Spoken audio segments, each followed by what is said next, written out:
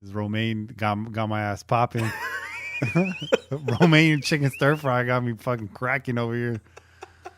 All right, you ready to do this? Let's do it.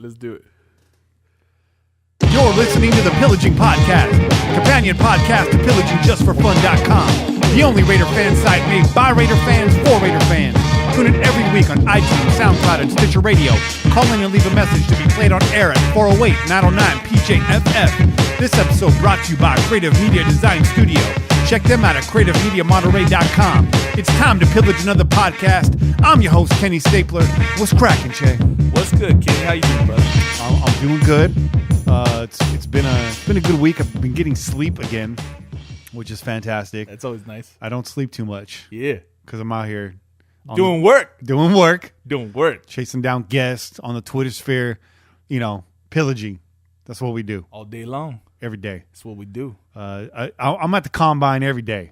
I'm doing reps every day. We're at the combine without being at the combine. Yeah. It's a combination of things is what it is.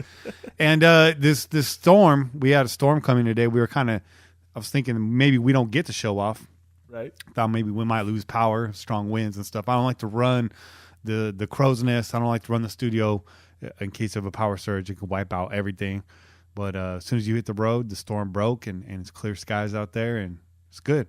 It's good. It's always good. Glad to have you here. Yeah, I'm glad to be here, man. Like you said, it's raining. It got a little nasty out, but it was rough. But you know what? Yeah. You drive safely. You leave early. You take your time. And here we are, man. This is what we're doing. And let's not forget the autumn wind is a pirate. This is true, man. Even though it's true. Freaking March. Speaking of being here and not being here, just give the listeners a heads up. In 2 weeks, we will not be here, but we will be publishing content. We will have our first ever best of episode. Oh, yeah. We'll have a little throwback on there to when it was just Cain and I. And we have some recent stuff and a couple pieces that we feel need to be heard by our new listeners. Some gold nuggets, man. We're putting some nuggets up in there. Nuggets. Yeah. Y'all know how you like nuggets, man. Don't even lie. Especially them Cali boys love them nugs. Like them nugs. That's a word I haven't heard in a long time. Yeah. Nugs. We moved on to buds. That's true. All right, this ain't that kind of show. Yeah, man, you ready to get into this? Let's do it. Quick hits. You like that? I like that. Let's do that again. Quick hits. Oh, that's beefy. That's that romaine popping. I already told y'all. Reggie McKenzie. So Reggie McKenzie interviewed at the Combine this week. He did a little report. Mercury News wrote it out.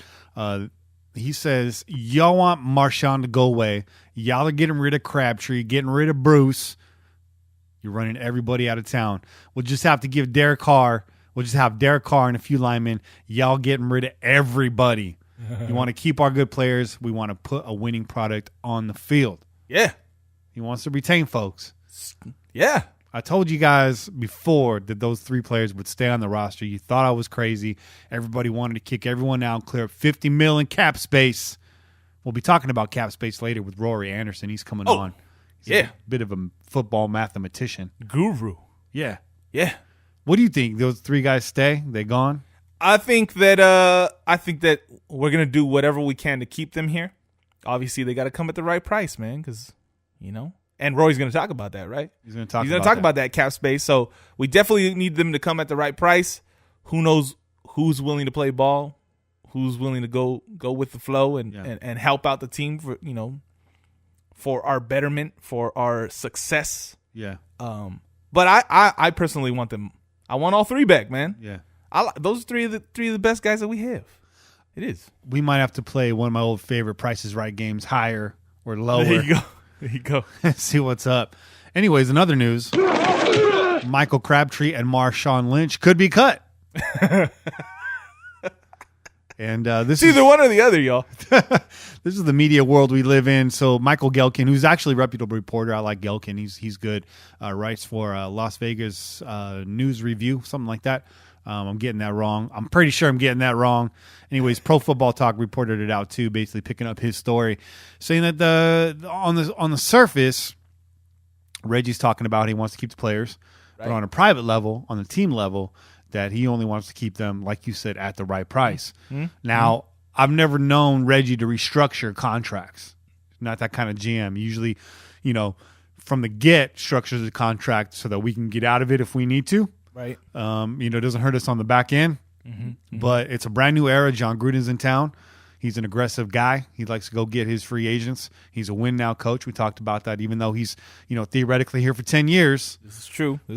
He's coming out the gate hot. He's shot out of a cannon right now. Mm-hmm. So who knows what report to believe. I tend to think that these three guys are going to stay.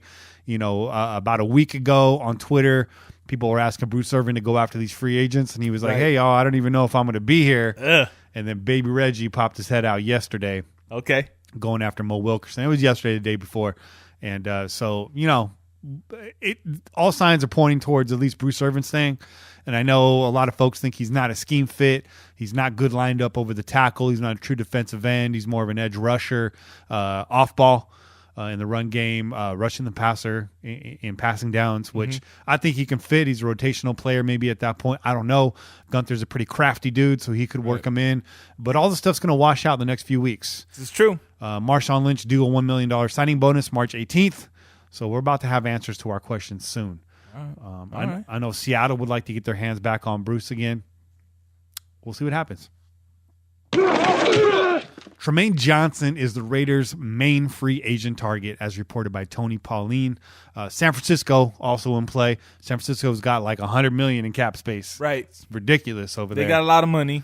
Somebody was saying on the blog earlier today, we may, I think it was JFB, we're going to offer him 10. They're going to offer him 14, and we'll see how it goes. I mean, those aren't the hard numbers, but you get the point. So whatever we offer, they can counteroffer, and they need arguably more help than we do at the corner position. Actually, that's probably not true. It's probably about even. But they need help, too, over there. They do. They got some needs. They definitely got a lot of needs, right? They had some success late, so they may not be thinking that they need as much as they do. They need people to start sitting down is what they need. They need fans in the seats is what they need. They need some fan base. That's what they need. Stop hanging out by the concessions, okay? Because according to y'all hang out by the concessions. You got to stay out of the sun and stuff, I thought it was fancy over there. I thought they got some sun allergies or something. Hell no, man. So let's talk a little bit about Tremaine Johnson. So he was making $16.7 million last year. He's not going to make that much money entering free agency this year. Why? Because he was tagged and then he was tagged again. That drove his price up considerably. He's unlikely to get close to that. Maybe under that, maybe around 12, maybe 14. I know you saw 14 reported is likely 13.5 or above, right? Above that, something above that. So it is close to 16.7. I mean, it's pretty close. Yeah. Rory is going to come on. We'll get some figures out of him. He's got his head on straight. He'll straighten us out. Smart guy, and looking forward to that.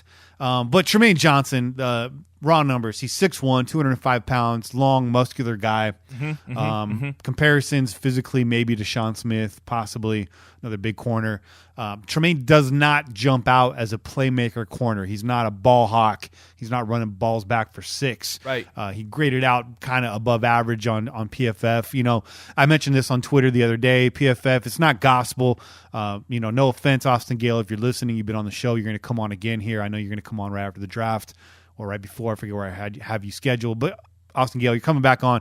No offense. I know you work over there. You guys work hard. You guys told us how you break down these scores, but I think a lot of it too is not these big plays. Right. But what is valuable about him is he's an all-around corner. He's a physical guy. He matches up with wide receivers in the slot on the outside. He can match up against your number one wide receiver. He can match up against big physical possession receivers. He's got a good jam at the line. He's susceptible to quick hit routes like slants and stuff. Doesn't turn his hips enough. But Tremaine Johnson, I mean, that'd be a great get for Oakland. What do you say about that? I have to agree. But of course, we're discussing the cap space. We're talking about how much it's going to cost to get this guy. And realistically, can we get a guy that's expecting something over 14 mil per year? Right. I don't know that that's realistic. It'd be nice. To have somebody like that. Hopefully we can, and hopefully we can get it for cheaper than that. I think a lot of has to play with the Marcus Peters trade also. Yeah. Who knows? Who knows what happens? Maybe he wants to get back at them or something. I don't know. I don't know. I don't know. That's a good question. But you're definitely right. He's not the ball hawk that maybe we would like. Right. But he gets his hands on the ball, man. He gets his hands in there. He breaks passes up. 14 pass defenses this past year. So that's solid. That's good. 2 picks last year. He has 7 picks in 2015. He averages out about 3 a year. Obviously, with that 7 kind of skewing things, but 3 a year, I'll take that right now because we pretty much had nothing last year. Right. And if he's like you said, 14 passes deflected, all I want is a shutdown corner. Intercepting balls is a plus. We want that. That's Oakland culture. That's Raiders culture right there. But not giving up, 25 yards on third down. Mm-hmm. That's even better. That's even better, right? So what else about him? He had 57 tackles last year. He's stout against the run. He can contain the run, which we like. Conley, reportedly a good run stopper. We've yet to see that, but it'd be nice to have 2 corners on the ends there. That can also shut down the outside run because definitely we struggle there as well. Mm-hmm. So Tremaine Johnson, that's a big target and definitely fills a big need and maybe kind of frees us up a little bit in the draft there. I don't think Reggie's trying to target another corner in the first round. We did that last year. We went OB in the second round, not a corner, but again, secondary in the second round. So, the way I see it shaking out is defensive line, defensive end, or linebacker in the first round. I like Edmonds right now. I'm going to pass on Smith, to be honest. Yeah. Okay. I'll talk about these guys a little bit probably next week. I like everybody that follows me knows I like Vita Vea. Mm-hmm. I'm waiting to see what his 40 time is because a lot of people say he's slow. Mm-hmm. I'm waiting to see if he can get under that 5-second mark. I also like Bradley Chubb, but I don't know that he falls to us. Right. Davenport. A lot of people are saying Davenport's likely the pick there. I'm not sold on Davenport for us. So I've seen a mock draft that had Vita Vea going to Seattle. And I think they might be 16th or 18th pick. Okay. So that by that mock draft, obviously that's one mock draft. Right.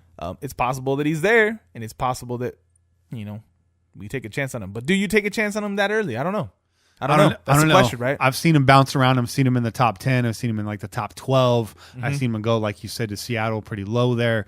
But if it's a need and it's a little bit of a reach, you're probably going to take the guy if he's on your board. We did the same thing with Carl Joseph. Right. Jury's still out on him. A lot of people are split on KJ.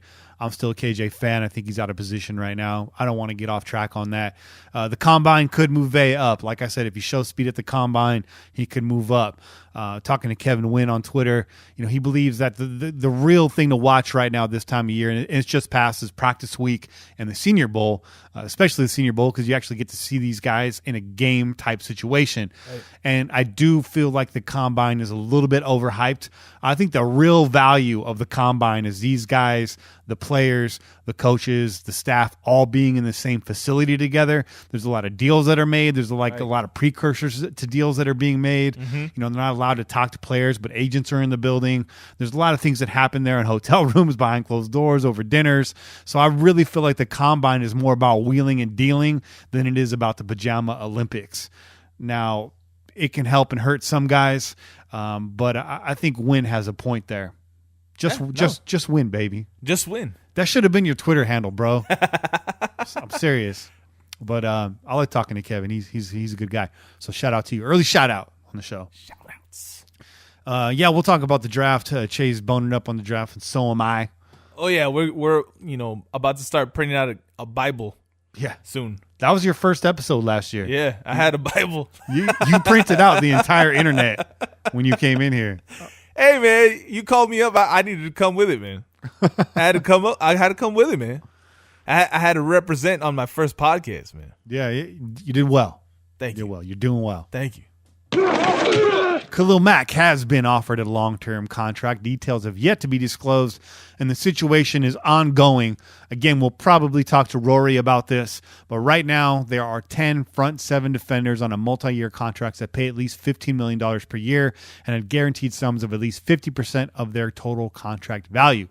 Assuming Mack extends this offseason, which he will, it's happening right now, something like 6 years, $116 million, somewhere around between 65, 75 million guaranteed sounds about right. Probably more like 70 mil. That'd give Mack the largest contract in the league for a defensive player. That seems legit, right? Yeah. Total average annual value would come out to about $19 million. That's lower than Carr. Again, sometimes these contracts are also a show of respect to other players on the squad. Right. And that sounds about right. Definitely, man. I think it sounds right. You have to pay your best defensive player, which I don't think there's any doubt that Khalil Mack is our best defensive player, right? Yeah. So he definitely needs to be the most paid on the defensive side of the ball. Yeah. Obviously, your quarterback is your franchise. You know, you go as far as your quarterback goes. You sure you don't want to bring back Nelson at $22 million? Get the hell out of here. Come on, man. Trying to get me angry right now. Yeah, trying to rile you up. Trying to get me angry right now, Kenny. No, but you gotta pay the man. I mean, maybe his numbers don't jump out from last year, but you're talking about a guy that went all pro in 2 positions in 1 season. Yeah. Yeah. And you know that people are just chomping at the bit, like, oh, I hope the Raiders F this up so we can get our hands on some Mac. No, that's never going to happen. Yeah. Mac's never leaving Oakland. But people wish. But people wish. They do. They do. Yeah, he's the best defensive player on our team, best defensive player on anybody's team, as far as I'm concerned. So, and again, just kind of circling back to the draft talk, that's where we really need to get him some help, either Definitely on the other end or somewhere right there in the middle. That's where I feel like putting a guy like Vea right next to Mac, you're forcing defenses to make a decision now. Yep. So, and yeah, it's yet to be seen whether Vea's talents carry over to the NFL, but he's a strong dude. He's a strong dude. So I like that, man. I like that. No, definitely. Yeah. I think that's what we've been waiting for, right? We've been waiting for that push up the middle. Yeah. To free up Mac. We got to free him up, man. Just checking the timeline, see if there's any breaking news. See a lot of pictures. See some GIFs of some thoughts on here. It's always very distracting for me. And no, there's no breaking news. Between the hours of 7 and 9, keep the thoughts off the feed, man. I don't even know what's happening. Kenny gets distracted. He don't know what's going on. Loses track of time. So here we go. So this is not breaking news, but rumor mill keeps on churning and burning. Stephen Michaels from the Raiders Daily reporting today that the Raiders are going to try and manufacture a trade for recently tagged Dolphins wide receiver Jarvis Landry. Now, the Dolphins did come out today, and they said that Landry and his agent are available to go seek trades. So they know what they're doing. They tagged him because now they can really get some value for him in a trade. Right. And the Dolphins, they need value. Yeah, they do. Yeah, they do. What good is a wide receiver when you don't have a quarterback to throw to him? Yeah. We've been there. We've been there. Yeah. On a side note, a lot of people were like, why is everybody going crazy about Kirk Cousins? He's a mediocre quarterback. Everyone's throwing the house at him. Hey, 5 years ago, we would have been in that mix too. This is true. Y'all would have been real happy to get Kirk Cousins. This is true. So. You would have been really excited. But then Derek Carr came along and changed our lives for the better. Yeah, so we hope. Don't hate, man. Don't hate. Don't hate. So Michael's reporting that. Michael's also saying that the Raiders have another target in mind, another big name that would require a trade to acquire. We don't know who that is. We don't know what he's saying. Steven, he leaks a lot of stuff out there. He's an East Coast guy, credentialed writer for the Raiders. Some people are on the fence about the dude. He's a character. I'll say that. But he's been right plenty of times. Hey. And it looks like he's going to be coming on the show here in April. So I got a lot of questions for Steven. I think he's an interesting guy. I think he's a good follow. And, hey, man, at the very least, it's juicy, right? Hell yeah. And that's what we're here for. We're always into the juicy. That's it. Hell yeah. In all things. Juicy. All things juicy. All things juicy. We're all about it. Yeah. So Stephen Michaels breaking that rumor today. So we'll see where that goes. We'll follow that rumor down the wormhole and see if it comes out the other end. As soon as a guy like Rappaport or somebody tweets that out, everyone's going to lose their damn mind. So I know, and I said it myself, I would have liked the Raiders to get Jarvis Landry, but again, at what cost and where does that money come from? We are soon to find out because Rory Anderson is up next. Oh. We're going to take a short break. Yeah. We're going to come back with the holistic pickle. That's his handle on Twitter. I'm going to ask him about that, too. That's dope. I don't know if I want to know the answer to that. But anyways, Pillagers, we'll see you guys on the other side. Take a quick breather here. Bobby here to the beat, and we'll be back with Rory Anderson. Peace. Yeah.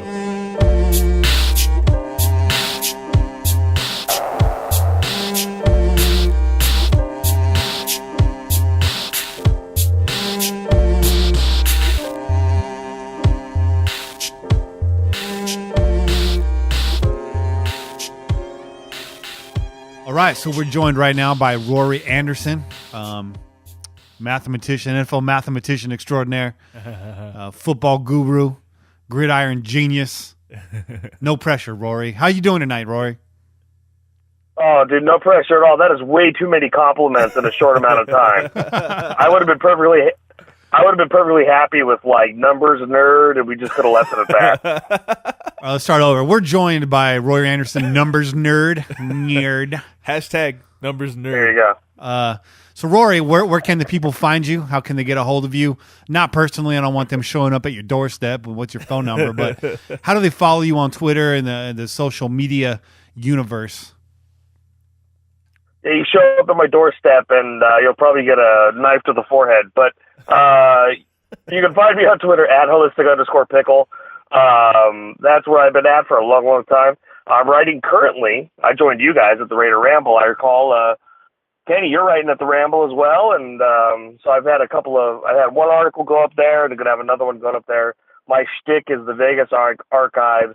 I use Vegas as an acronym for all sorts of fun stuff. So that's currently what I'm doing right now. I have written blogs for Just Blog Baby. I did started off blogging with UK endzone.com, which was they wanted me as a token American to help explain American football to Brits. And I got started in this whole thing covering high school football on the radio, did 5 years color commentary there. I've written covered high school football games for a couple of newspapers, so I've kind of been all over the place. I can imagine that. So in our league, field goals are worth 1 point, but in your league, they're worth 3 points. We don't understand, Rory. I remember trying to recruit you to my site, and then you showed up in the Ramble group chat, and I was like, "Hey, Rory, I'm over here too." You probably thought, yeah. So let me. Well, I've been going back and forth with Mario for a while, and so it was something I had been kind of sleeping on. If I was going to make the jump, there was only one place I was probably going to go, which was going to be the Ramble, because he was going to allow me to kind of do my thing and bring my shtick with me. So I was like, you know what, if I was going to jump, that's what I was going to make the jump for. Yeah, no, you made a good move. Mario's a good guy. We're really glad to have you on board there. It's nice to be associated with you. I enjoy your articles. But let me circle back to that Twitter handle, Holistic Pickle. Can you expand on that further? Alrighty. So one of my first jobs, my second or third job, I worked for a taqueria in high school, and the guy who owned the taqueria is an old hippie. His name was Dog. I mean, that's literally what we called him. Everyone called him Dog. And so he was a total hippie. I mean, just smoked a ton of pot, did his thing. But he always told a story where he was part of a band, and he thought it was the coolest name ever because it was called Holistic Pickle. And he's like, get it? An all-encompassing sticky situation. Ha ha, funny, funny. So when I was trying to go around and figure out the Twitter handle, I literally couldn't think of anything that was a good enough quip. So I just put in Holistic Pickle. Amen. And the weirdest part is I get so many people following me who think I'm like some sort of holistic health site, which is really bizarre. So you'll get people coming on and like, oh, hey, we're all about holistic health. How about you? And I'm like, yeah, definitely not. Eat this pickle; it'll change your life. What's the healthiest pickle out there? I've told that. Yeah, hey, go vegan. Have the holistic pickle. It's like, nah, no. I've tried that opening line; it doesn't work. Hey, that might be a future. It might be a future business, man. Find the holistic pickle up in the supermarket. Dude, if I ever get to the point where it's like radical life-changing thing needs to happen, and I decide to go into the field of hippie entrepreneurial spirit, then yeah, maybe I'll consider it. So let's get down to brass tacks here. It's free agency season is just upon us. It's looming on the horizon, and the culture of Raider Nation. Once a team drops a name, cuts a name that's known, Raider Nation's like, sign that guy right now. Right. So we're bringing you on here, Rory, and you're going to set the situation for us straight. We're counting on you here. Let's start with the cap. How much cap space does Oakland have to play with right now? And then we'll talk about some of the things that they could do to create some more wiggle room there. What are we working with? What does it look like? So right now, if you go by the most optimistic expectations, you're looking at 21,935,000. So almost 22 million. The key here is part of that equation is you've already set aside the $9.5 million needed to sign all your rookies. Now, when the new CBA came up, they went in and decided for every single draft pick, their contract is pretty much prearranged beforehand. So that's why you don't have the Jamarcus Russell type holdouts with the top end picks. If you ever get one, it's usually over minor language details. Some sort of language about how they want to deal with a situation where they get cut or something stupid like that. But overall, all these picks are already set. So when you go back and you look at how many picks you have, you know what that's going to come out to be when you're done with the draft. So right now the Raiders need to make sure that they save $9.5 million for all their draft picks, which means their total remaining cap at this moment is $21.9 million. Not a whole lot to work with, to be quite honest, right? No, not when you consider that San Francisco is going to pay Jimmy Garoppolo $30-something million in 2018, and they're still going to have $70 million in cap space. Right. Damn. So what are some things that Oakland can do to free up some cap space to have a little play money in free agency? Are the Raiders a player in free agency? Well, they're going to be a player in free agency. That's definitely going to happen, only because they absolutely have to address certain talent. The real question is, how are they going to go about free agency? But the first thing they have to do, and this got my inner nerd very, very happy when I saw it, I believe it was this morning, when Vic Tafur had put out that the Raiders had already reached out to Khalil Mack to work on a contract extension. That's critical because when these rookies get into their fifth year options, they're extremely high. I mean, Khalil Mack, you're looking at $13.8 million. That's already accounted to the Raiders set to spend it. Now, a lot of people think that all of a sudden his cap number for 2018 is going to jump up to like $25 million. That's not the case. When these guys get extended, generally speaking, their year one cap hit actually shrinks. It usually goes down. And the reason is because they're going to incorporate a signing bonus. And when you give out that signing bonus, you're paying that guy right now, day one. The moment he signs that contract, boom, he's got a chunk of money. But what that does is you prorate that money over the life of the contract. So if the signing bonus is $24 million and it's a 6-year contract, it's accounted for $4 million every year. So as you go through the length of the contract, the dead money hit gets smaller and smaller and smaller. That's why a lot of these teams, if you ever remember the Dolphins, everyone said, how's the Dolphins going to sign Ndamukong Suh? Well, his contract, when they gave it to him, his year one hit is like $6 million because they gave him less than $1 million in base salary and then gave him a ridiculous signing bonus. So that signing bonus is paid as cash from Mark Davis, but it's accounted for on the cap over the life of the contract. That's the trick that people forget and don't really understand. Right. That money's coming directly out of the owner's pocket, but it's an accounting trick long term. Gotcha. And that's really where the Raiders are going to have to make that happen. So if the Raiders were to depart with some of the players where they can free up some space, who's likely to get cut? Who's the most realistic cut in this offseason? I got to imagine Sean Smith is at the top of that list. Yeah, I don't see any way Sean Smith stays, and that's going to free up $8.5 million. Now, the other names going around, Bruce Irvin at $8.25 million, Crabtree just under $7.7 million, Cook at $5.3. You have Marshawn Lynch right in that ballpark. Of course, everyone's favorite wide receiver, Seth Roberts. He's making $4.4. Of course, if he gets cut, you're taking dead money. Yeah. And then Marshall Newhouse, you're looking at $1.75. So those are really the guys you're looking to cut. And the most likely is Sean Smith because the rumors are the Raiders like Tremaine Johnson, and we'll get into him in a bit. Yeah. But if the idea is they're going to sign Tremaine Johnson, Sean Smith is out the window. Right. So, I mean, they released David Amerson early because David Amerson had a deadline in his contract that guaranteed his salary for the upcoming season based on the third day of the 2018 year. Oh, wow. So that's why he got cut so early. He had to get cut before that day. Okay. With Sean Smith, there's nothing like that. They can cut him at any time, and as long as it's before the first week of the season, they're going to save $8.5 million. Gotcha.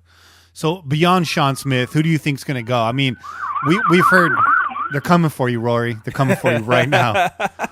Yes. They are. The fuzz is after me. Watch out. So there's been like conflicting reports out there. Maybe not conflicting, but kind of multifaceted reports. We'll say that. That's politically correct. Reggie coming out yesterday saying, Crabtree, Irvin, Lynch, he wants to keep those guys on the roster. The fans have them going. The media has them already cut, but that's not the case. Yet Gelkin reports today that Crabtree and Lynch, not likely to be cut, but possibly cut. The Raiders do want to bring them back, but for better money. Now, I don't know Reggie to be one to restructure contracts, so can you kind of clear up the smoke in that report for us? Not really, because that report from Gelkin used a whole lot of words to literally say nothing. True. I thought when I read that report, I kind of started laughing. I was like, well, you didn't tell me anything. You literally told me anything could happen. I was like, well, what the hell's the point of whatever it is you just reported? So I thought it was kind of silly even to put it out there. Clickbait. That being said, I don't think that they are going to cut Crabtree or Lynch. Mm-hmm. And when we get into this and start getting into some of these contracts and what they can do, I've actually found that if they want to manipulate the money in a couple of ways, they could create enough cap space to sign some pretty important names and make a lot of things happen. So I've been a little skeptical about what the Raiders have been willing to spend, and when I started doing more research and digging in, I found that they've actually got a little bit more room to play with than people think, and can be a little bit more effective with it. So me personally, I don't think any of those guys are going to go. Now, all that being said, our buddy Phil Robinson NFL, if you don't follow him on Twitter, just put out a tweet where he's saying the rumors in Indy are that the Raiders want to trade for Jarvis Landry. Now, granted, Phil's not intertwined like a beat writer, but if you want to take that and if we want to play with that idea, what would it take for the Raiders to get him? Well, to me, the most logical thing is whatever deal you're going to make for Jarvis Landry, you're trading Michael Crabtree too, because it helps out both teams. Yeah, you free up $7.6 million for the Raiders, and now Miami gets a wide receiver that they can use for the next 2 years, and they're paying him $9 million less than they were paying Jarvis Landry. Yeah, and now they've opened up cap space because they're right up on the cap. So to me, with the logical move, if that actually happens, is Crabtree would go out, Landry would come in, the Raiders would go, they'd probably get him on an extension, but they wouldn't change his year one cap hit. You take it right on the nose for that big cap hit this year, and that way you don't have to worry about paying him a signing bonus. Because if all of a sudden you try to restructure his deal, he's going to ask for a signing bonus this year, and now you got to pay another big chunk of money out of Mark Davis's pocket. So realistically, you do the extension to start in 2019. Right, because the Raiders had $21 million in space this year. In 2019, they have $69 million. Yeah, I like that. I like that number. I like that number. They don't have many long-term contracts, right? When you get to 2020, they have $124 million. So they don't have the long-term investment that you have, right? Guys are going to come off the books. Hudson's due for an extension. Those kind of guys are going to start coming off the books. So realistically, you would just make that extension happen in 2019. Don't even worry about it this year. So that is a realistic possibility. I did see Phil tweeted that out. I also saw Stephen Michaels had tweeted that out just about a couple hours ago. So Michaels is also saying that there's another target that the Raiders have in a trade. They would have to acquire via trade, another big name. He wasn't releasing that name right now. I know a lot of Raiders fans losing their minds thinking it's Le'Veon Bell, but I just don't see financially how both of those things get done. I don't know how you feel about that, but again, that's all speculation, so I don't want to spend time on it. But you're a guy that is really adept at finding free agents that aren't big names but are value players that can come on board, be productive at a reasonable cost. Who's on your hit list right now? If the Raiders were to acquire free agents to fill needs, fill holes in this roster, who are some of the productive value players that are on your hit list? Well, right now, for me with the Raiders love compensatory picks. And we saw this year what they did. Would they go get 4 6-round compensatory picks this year? Yeah. And Reggie McKenzie's loving that, especially you could trade those now. So because of that, I think the Raiders, like last year, are going to look more towards targeting players who were previously cut. Because if you've been cut by a team, meaning your contract has not expired, you are no longer going to count towards the compensatory pick formula that exists. So a guy like Muhammad Wilkerson, the Raiders go sign him, it doesn't affect the compensatory pick formula. That guy is going to be high up on my list. Okay. A guy like, if you're looking for a linebacker, maybe a Jarrell Freeman, recently got released by the Bears. 31 years old, known to be a little bit more speedy, could do some of that stuff that Gunther's going to want him to do, coming off a torn pec, but you can't be released unless you're healthy. So that's an interesting guy to keep an eye on. Gotcha. At cornerback, personally, if it were me, I would address slot corner, maybe look at a guy like Aaron Colvin. But realistically, it sounds like the Raiders might have their eye set on Tremaine Johnson, and we could eventually get there. But I do think they're going to address also wide receiver, and I got a host of wide receivers I like, whether it's Marquise Lee from the Jags, you got Gabriel from the Falcons, Wilson from the Chiefs, Paul Richardson from Seattle. To me, the best guys to step into linebacker, wide receiver for the Raiders are going to be guys who can play outside or play inside and understand West Coast language. Because John Gruden, we all know, is going to have a lot of terminology, a lot of language that is very specific to the West Coast. So guys who come from those kinds of systems are already going to have a big-time leg up. So when you compare a guy like, say, Marquise Lee to Dante Moncrief, yeah, sure, I can go get Dante Moncrief for probably $2 or $3 million. Sure, he might only be 23 years old. Great, he's a physical freak. But at the same time, the guy has not learned route trees. He's not learned the small details of a West Coast offense and verbiage. But a guy like Marquise Lee, he's already been with Greg Olson. He's been in that system. Right. Even take Albert Wilson, a guy who played slot for the Chiefs. He's been with Andy Reid. He knows all these things. Yep. So there's a lot of guys out there who already have that language background, who know what they're hearing and looking at. The other spot would be linebacker. I did mention Jarrell Freeman, but 3 names to keep an eye out if they're going to spend big money: Preston Brown, Avery Williamson, and Anthony Hitchens. I think Anthony Hitchens is the most likely for the Raiders. You could probably get him for something like 4 years 20, 4 years 24, $10 million guaranteed, and he could come in and start right away for you. Hitchens was with the Dallas Cowboys, played a little bit of everywhere for them. I definitely think he'd be a nice fit for what the Raiders are going to do in linebacker. And, of course, you can't forget the Raiders need to bring back Navarro Bowman. That absolutely has to happen. Yep. Yeah, it does. He was the one guy that was continually referred to as a free agent yesterday, and maybe, he wasn't referring to guys. He was referred to as a free agent, which he is.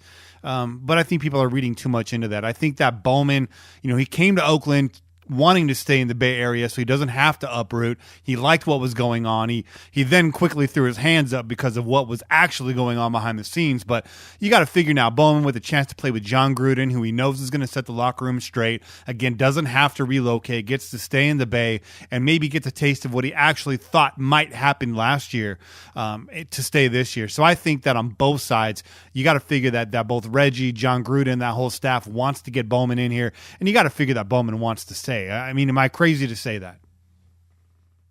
No, I think you're dead on. I don't think Bowman really would I think he'd love to just stay right where he's at. I think the Raiders are going to be willing to pay him. 2 years, $10 million, guarantee half of that contract for year one. He's 31 years old. The thing is, Bowman has really developed a head for the position. He understands how to play the position. He understands how to make the audibles. He understands how to read an offense. So you need that guy in the middle of the field who could be captain and commander for you, wear that green dot, and make all of those changes on the fly. Yep. And we saw when he came in, regardless of the abomination that was the lack of leadership in that locker room last season, we saw immediately when he came on that there was more of a cohesiveness with that defense. Now, you bring in the fact that you're bringing in a guy like Paul Gunther, you're going to bring in a system who I think is going to be implemented much better than what the Raiders were trying to implement last year and the years before.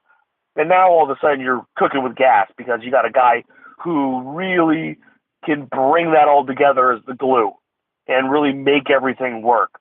So I think he's definitely going to be up there. He's going to be target number one. It would not surprise me if we find out that Khalil Mack gets done very quickly and that immediately behind him is Navarro Bowman, even before free agency starts. That would be smart. Get all of your cards in a row, get all your ducks in a row, and then hit the open market, knowing exactly what you have to work with. So these cuts, likely cuts, possible cuts like Sean Smith, how long are we going to have to wait for that? I think Sean Smith in particular, they'll probably do that once they have the cornerback that they want to bring him in. So let's say it's Tremaine Johnson, who I do think is very plausible. And so speaking of the cuts, if you were to do all the cuts and you cut Smith, Newhouse, and Roberts, you get yourself up to $41 million in cap space. Mm-hmm. $41,480,000, right? So let's just take it from there. And you want to bring in a guy like, and I should say, before I get to all that, let's talk. Before I get there, I do want to talk about the Khalil Mack contract because this is something I think, to get into some finite details here. In order to get to that 41 million number, let's say you go off the Von Miller and Ndamukong Suh contracts, right? Von Miller got 6 years, 114 million, 70 guaranteed. I think Khalil Mack's going to get 6 years, 120. Right? Mm-hmm. And I think what they'll do, year one, you give him a $2 million base, you give him a $30 million signing bonus, which is $10 million signing bonus larger than Von Miller. But here's the key. Your year one cap hit, only $7 million. And here's the reason. Beautiful. Remember what we said about the signing bonus? Yeah. That $30 million is accounted for over the 6 years. So all you're accounting for in year one is $5 million. So day one, he's getting paid a $30 million check. By the end of year one, he's got $32 million in his pocket. And then when year two comes around, he makes another $13 million. You give him an $8 million base, plus the $5 million he gets in the prorated, so for accounting purposes. And after 2 years, he's already at $40 million in his pocket, which lines up with what Von Miller got. Von Miller got $38 million in his first 2 years. So first 2 years, $40 million for Khalil Mack, and your cap hits year one, $7 million, your cap hit year two, $13 million. So then, years 3 through 6, he's making $25 million a year. Wow. Everybody and wins. You guarantee his year 3. You guarantee his year 3, and you guarantee maybe year 4 if you like, and all of a sudden his guaranteed dollars are somewhere in the vicinity of $60 million. So 6 years, $120 million, $60 million guaranteed, and his year one cap hit, and this is the key, $7 million. Damn. There it is, Raider Nation, laid out for you, nice and clear. Yeah. And ultimately, what's that mean? It means the Raiders save year one with Khalil Mack $6.8 million. Not that they spent more, they save on the cap $6.8 million because it's going to be Mark Davis required forking a bunch of cash out of his pocket. Damn. But that's how it's going to have to go. So now, because you have that, you look at something like Tremaine Johnson, right? Mm-hmm. Josh Norman got 5 years, $75 million. Let's remember, Josh Norman, at 28 years old, entered free agency after the draft because he got cut by Carolina because he wouldn't sign his franchise tag after the draft. That's right. Yep. And he got 5 years, $75 with $50 million guaranteed. Well, I think for a guy like Tremaine Johnson, I think he's going to get pretty much that same deal, 5 years, $75. But what you do, you give him a $4 million base salary for year one. You give him a $20 million signing bonus. So his year one cap hit is only $8 million. Wow. And then year two, you give him a $14 million base. And then years 3, 4, 5, it's 12.3, 12.3, 12.3. Is this Reggie McKenzie that we're talking to? Are we talking to Reggie McKenzie right now? No, but these are how you go back and this is how these contracts are done, right? Yeah. I mean, these are the kind of ways that it's like when you go see the Eagles, right? And they go and they bring in Timmy Jernigan and they sign that big deal, and everyone's going, "How the heck are the Eagles doing this when they're tied up on the cap?" Right. Well, that's why, because they're forking out that big signing bonus right up front, and it's being accounted for over the life of the contract. I mean, when you do these contracts, and there's a reason why Reggie McKenzie didn't do many of these. Reggie McKenzie loves to do his year-by-year contracts where he just guarantees big base salaries, right? He'll guarantee them based on dates. Same thing with David Amerson's contract, right? Mm-hmm. He loves those because he always has an out. The problem when you do these big signing bonuses, because it's prorated, you're always going to have dead money. The only way you don't get out of these contracts with dead money is going the entire life of the contract. It's the only way. So when Al Davis got the team into big-time cap troubles, it's because he was doing these kinds of deals. And you couldn't move that money around. There was no way for you to manipulate that cap because you kept dealing with all this backloaded high cap numbers and high base salaries because you gave them a huge signing bonus to begin with, and it got them into trouble. So for the Raiders to go – the thing about it is, realistically, if the Raiders are going to compete in free agency this year, they're going to have to take risks. That's the only option. Unless they're going to go bottom feeding for everybody, you have to come out swinging and take risks. And it's going to start off with the Khalil Mack contract. You got to be aggressive. Big signing bonus. Set a new record there, but give them a big signing bonus because that allows you to manipulate the year one cap hit, which is the most important thing right now if you want to go out and get other big names. If you want to get Tremaine Johnson, he's not coming over for charity. He might be from Stockton, but he's not coming over for a pittance just because he likes you. Yeah. The dude wants to get paid, Yep. And so you're going to have to fork it out. The other team that wants him is the Niners. The Niners could spend $1 bajillion on him. Yeah. You're going to have to give him a legitimate offer and make it look good. And in order to do that, you're going to have to take risks. So what's changing the culture here? Is it the fact that last year was such a setback for them, or is it the entry of John Gruden, who's known to be a little bit more aggressive in the free agent market and covets his veteran free agents and is always been kind of tagged as a win now coach? Is all of that a factor? Is there one thing that's factoring into this? I mean, considering this stuff does go down, what is it that's getting Reggie McKenzie to change his theory of signing and contracts and basically his methodology of acquiring players? I don't think Reggie McKenzie's ever been adverse to spending money or going after guys and paying them a lot of money. I mean, let's be real here. He spent a lot of money on Rodney Hudson. I mean, we're talking record-setting center contract. He spent a lot of money on Kelechi Osemele. He gave out a good contract to Gabe Jackson. So I don't think he's adverse to spending money in any way. The question is, are the targets changing because of John Gruden? I do think going after a guy like Tremaine Johnson is a John Gruden move. That being said, Reggie McKenzie does have a history of wanting to bring in Tremaine Johnson. He was rumored to want to bring him in before he got franchise tagged by the Rams. So I don't know. I mean, I think there's a lot of guesstimation here. I think a lot of people can make a narrative any way they want based on circumstantial evidence that really can't prove the case either way. I wouldn't commit to saying one way or the other.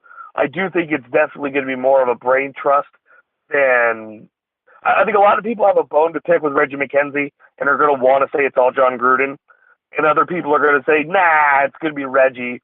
Realistically, it's probably somewhere in between. I think Reggie will probably be more willing to be more loose with the money as long as Mark Davis is willing to be. Right. And so that could explain Tremaine, going after a guy like Tremaine. But, last year they were a little bit more timid in free agency. They went after guys who were cut. I think that was more about getting the compensatory picks. And I think that's going to carry over again this year. I mean, I realistically only think they're going to sign one or two guys that weren't cut. The other guys are going to be guys who are cut. But that's the great thing about this year. You have a bunch of them. I mean, the fact Muhammad Wilkerson was cut is a big freaking deal because the Raiders can go spend money on that guy, and it doesn't affect their compensatory pick possibilities. So Danico Autry goes out, and he gets picked up by someone else. TJ Carey goes out, gets picked up by someone else. Keith McGill gets picked up by someone else, and a couple other guys go out and get picked up by other teams. And the Raiders only bring in, say, Tremaine Johnson and, Tremaine Johnson, maybe one other guy, wide receiver. Well, now all of a sudden they've lost more players than they've signed. So they're going to be in a position to get more compensatory picks. That's what Reggie wants. Exactly. They'll be flush again. And this is a much better free agency pool than what we saw last offseason. You're absolutely correct about that. Do you think that the Tremaine Johnson move is real talk? Do you think it's highly likely? And would you be happy with that move? I definitely think it's legit. I think Reggie really would like Tremaine Johnson. He loves getting local guys who are from the area, and Tremaine Johnson's from Stockton. So he loves bringing in those kind of cats. He loves guys who could have some sort of emotional tie to the Raiders. I do think that's totally legit. Would I like it? Simply from a value perspective, I'm not going to like the deal. There's no way they're getting Tremaine Johnson, and I'm going to look at the numbers and go, yeah, that was a good signing for that number. That being said, I'll stomach it because I understand what they're trying to do. It's going to be one of those deals where I don't think it's going to be easy to justify. I mean, it's really hard to take a guy who's a good corner but not elite, pay him, the same amount as Josh Norman, who got record-setting money. You're going to pay this guy more than, Desmond Trufant got, more than Xavier Rhodes got. Is he really going to live up to that? Right. I doubt it. I look at Tremaine as more of a solid, sturdy corner. He's reliable. He's not a game breaker. He's more or less. I kind of feel like he's more or less the type of guy we thought we were getting with Sean Smith. He's kind of a Sean Smith replacement, but you can count on him actually producing, hopefully, in our system. But then again, giving credit where credit's due, Sean Smith didn't have the best coordinator over him. Maybe not the best scheme fit, but it is what it is now with the money that he's due and the legal trouble that he's tied up in. Sean Smith's not here. Enter Tremaine Johnson. Yeah, exactly. And say what you will about Sean Smith, when Pagano got a hold of him, he looks like a heck of a lot better player. So, a lot of it comes back to scheme. And I think, a lot of guys are saying, they're looking at, say, Crabtree's contract, don't want to pay him $7 million because of last year. Well, how much of last year was the coaches and not the player per se? I mean, he had a bad year as a down year, but so did everybody else. Amari Cooper didn't have a great year, although he had his best year in terms of touchdowns. Right. And look how John Gruden talked about him at his press conference. Right. He said he's going to be the headliner for the offense. He's going to build that offense around Amari Cooper. All right. That tells me when those coaches went back and watched the tape, they didn't blame the players. They were like, I don't know what is happening on this tape, but it's stupid, and I'm definitely going to break my foot off at someone's butt that's going to be a coach. Yeah. Because that's really who was to blame, right? Yeah. So they came away from their tape study and didn't want to blame the players. That's what that told me in those press conferences. So that's why I don't think they're necessarily going to move on from any of these guys unless they have the legitimate replacement they're looking for. Because you don't have to. You just don't have to. You're not in a position to. Yeah, a lot of Raider Nation wants to see these guys cut and then want us to go out in free agency and pay double the money for guys that are about the same talent. And I'm just not seeing that happening. I think we're going to retain the players that we can, that have been in the building, and they're still coming after you, Rory. I got to give you credit. You've been on the phone a while, and they still haven't caught up to you. You got a good hiding spot, man. What you don't know is I've actually been driving about 100 miles an hour through the little streets of Modesto and had like 57 cops chasing me, and they still haven't got me yet. So but sooner or later, they're going to put a nail strip, and then I'm toast. Rory came on the call with a 2-star rating. He's up to about 4 stars. One more star, they're going to bring the tanks out, and then the helicopters come out. Yeah. It's all bad, man. It's all bad then. Yeah.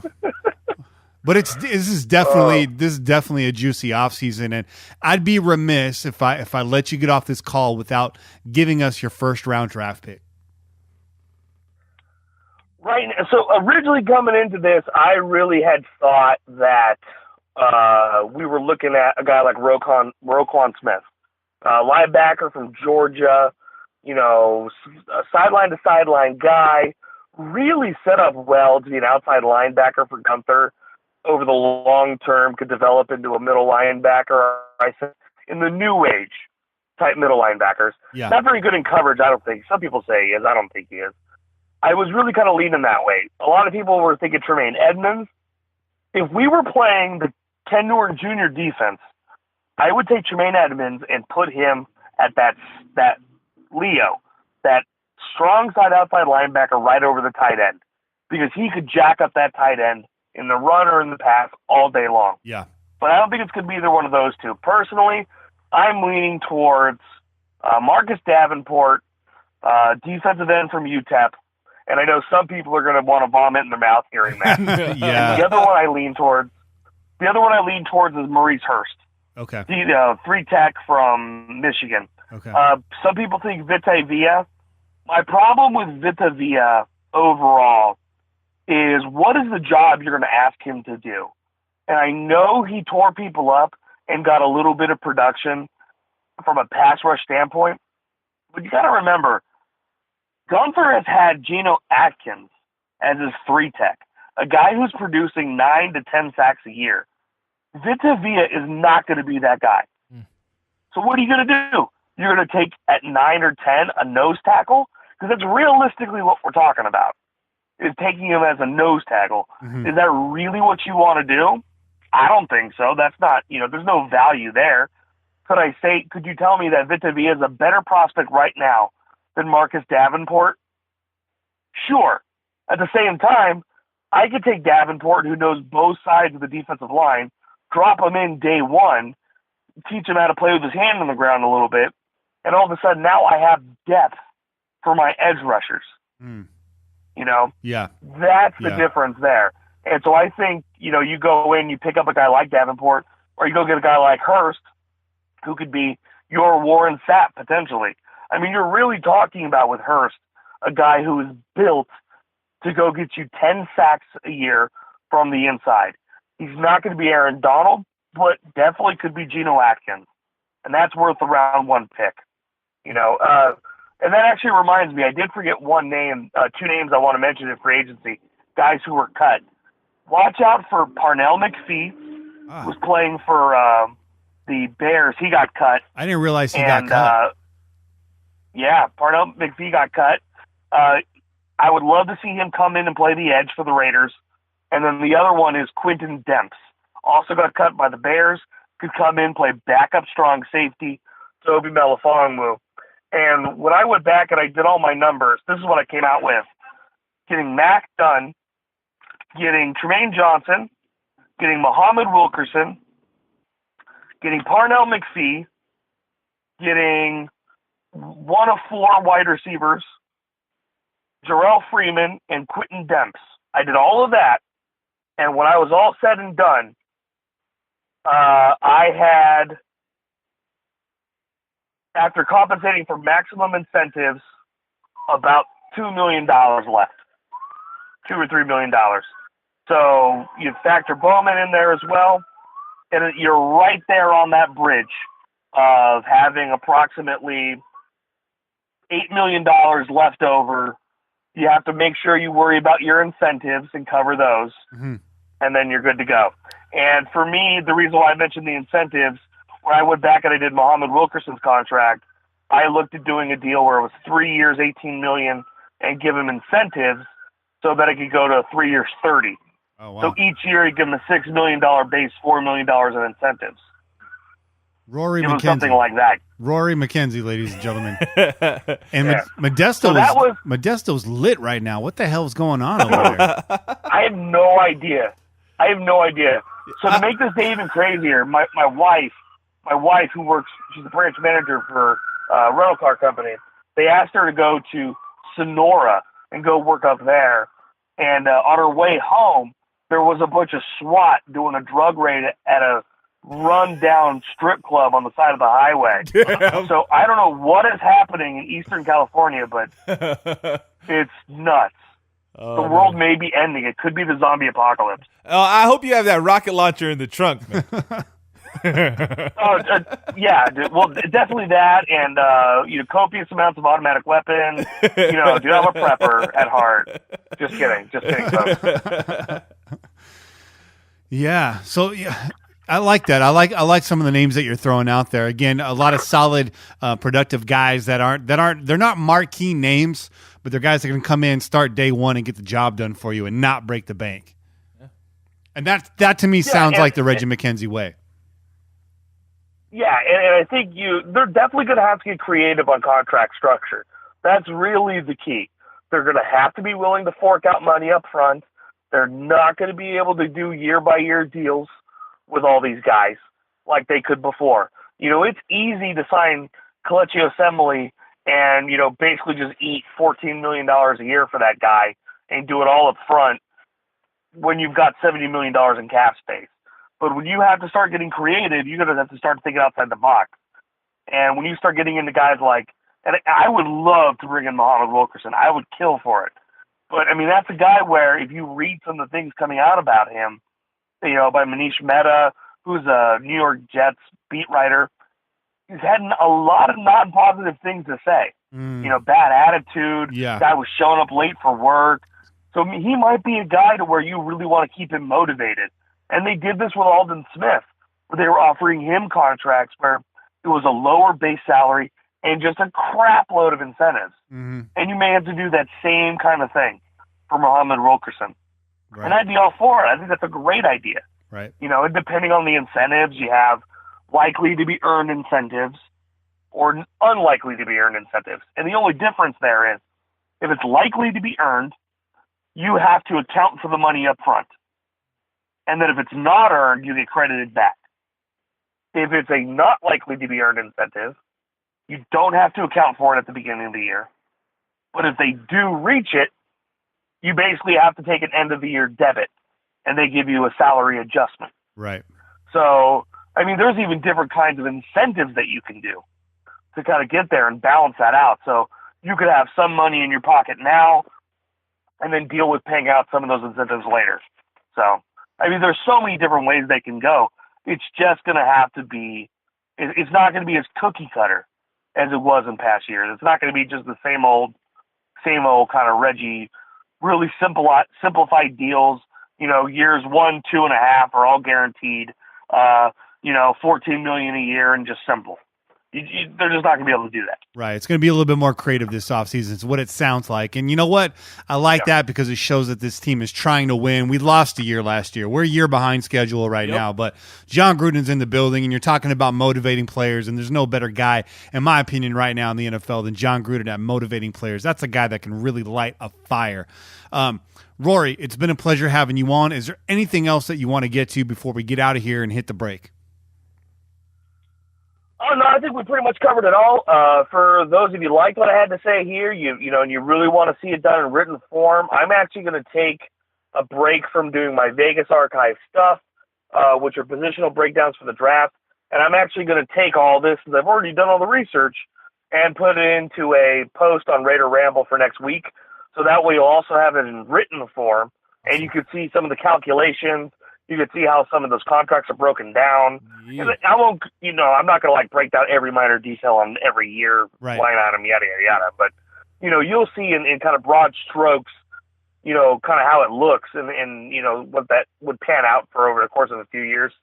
So, I'll definitely get into doing that next week for people who want to, who thought, this guy, he just speaks way too fast and coming at me a mile a minute with a bunch of freaking numbers that I can't remember. So that way you get in a different medium. You are fast, man. The cops can't even catch you. So, hey, I got grease lightning, man. Remember Rocky? Remember Rocky 2, where he's got him going around chasing the chicken? I'm the chicken.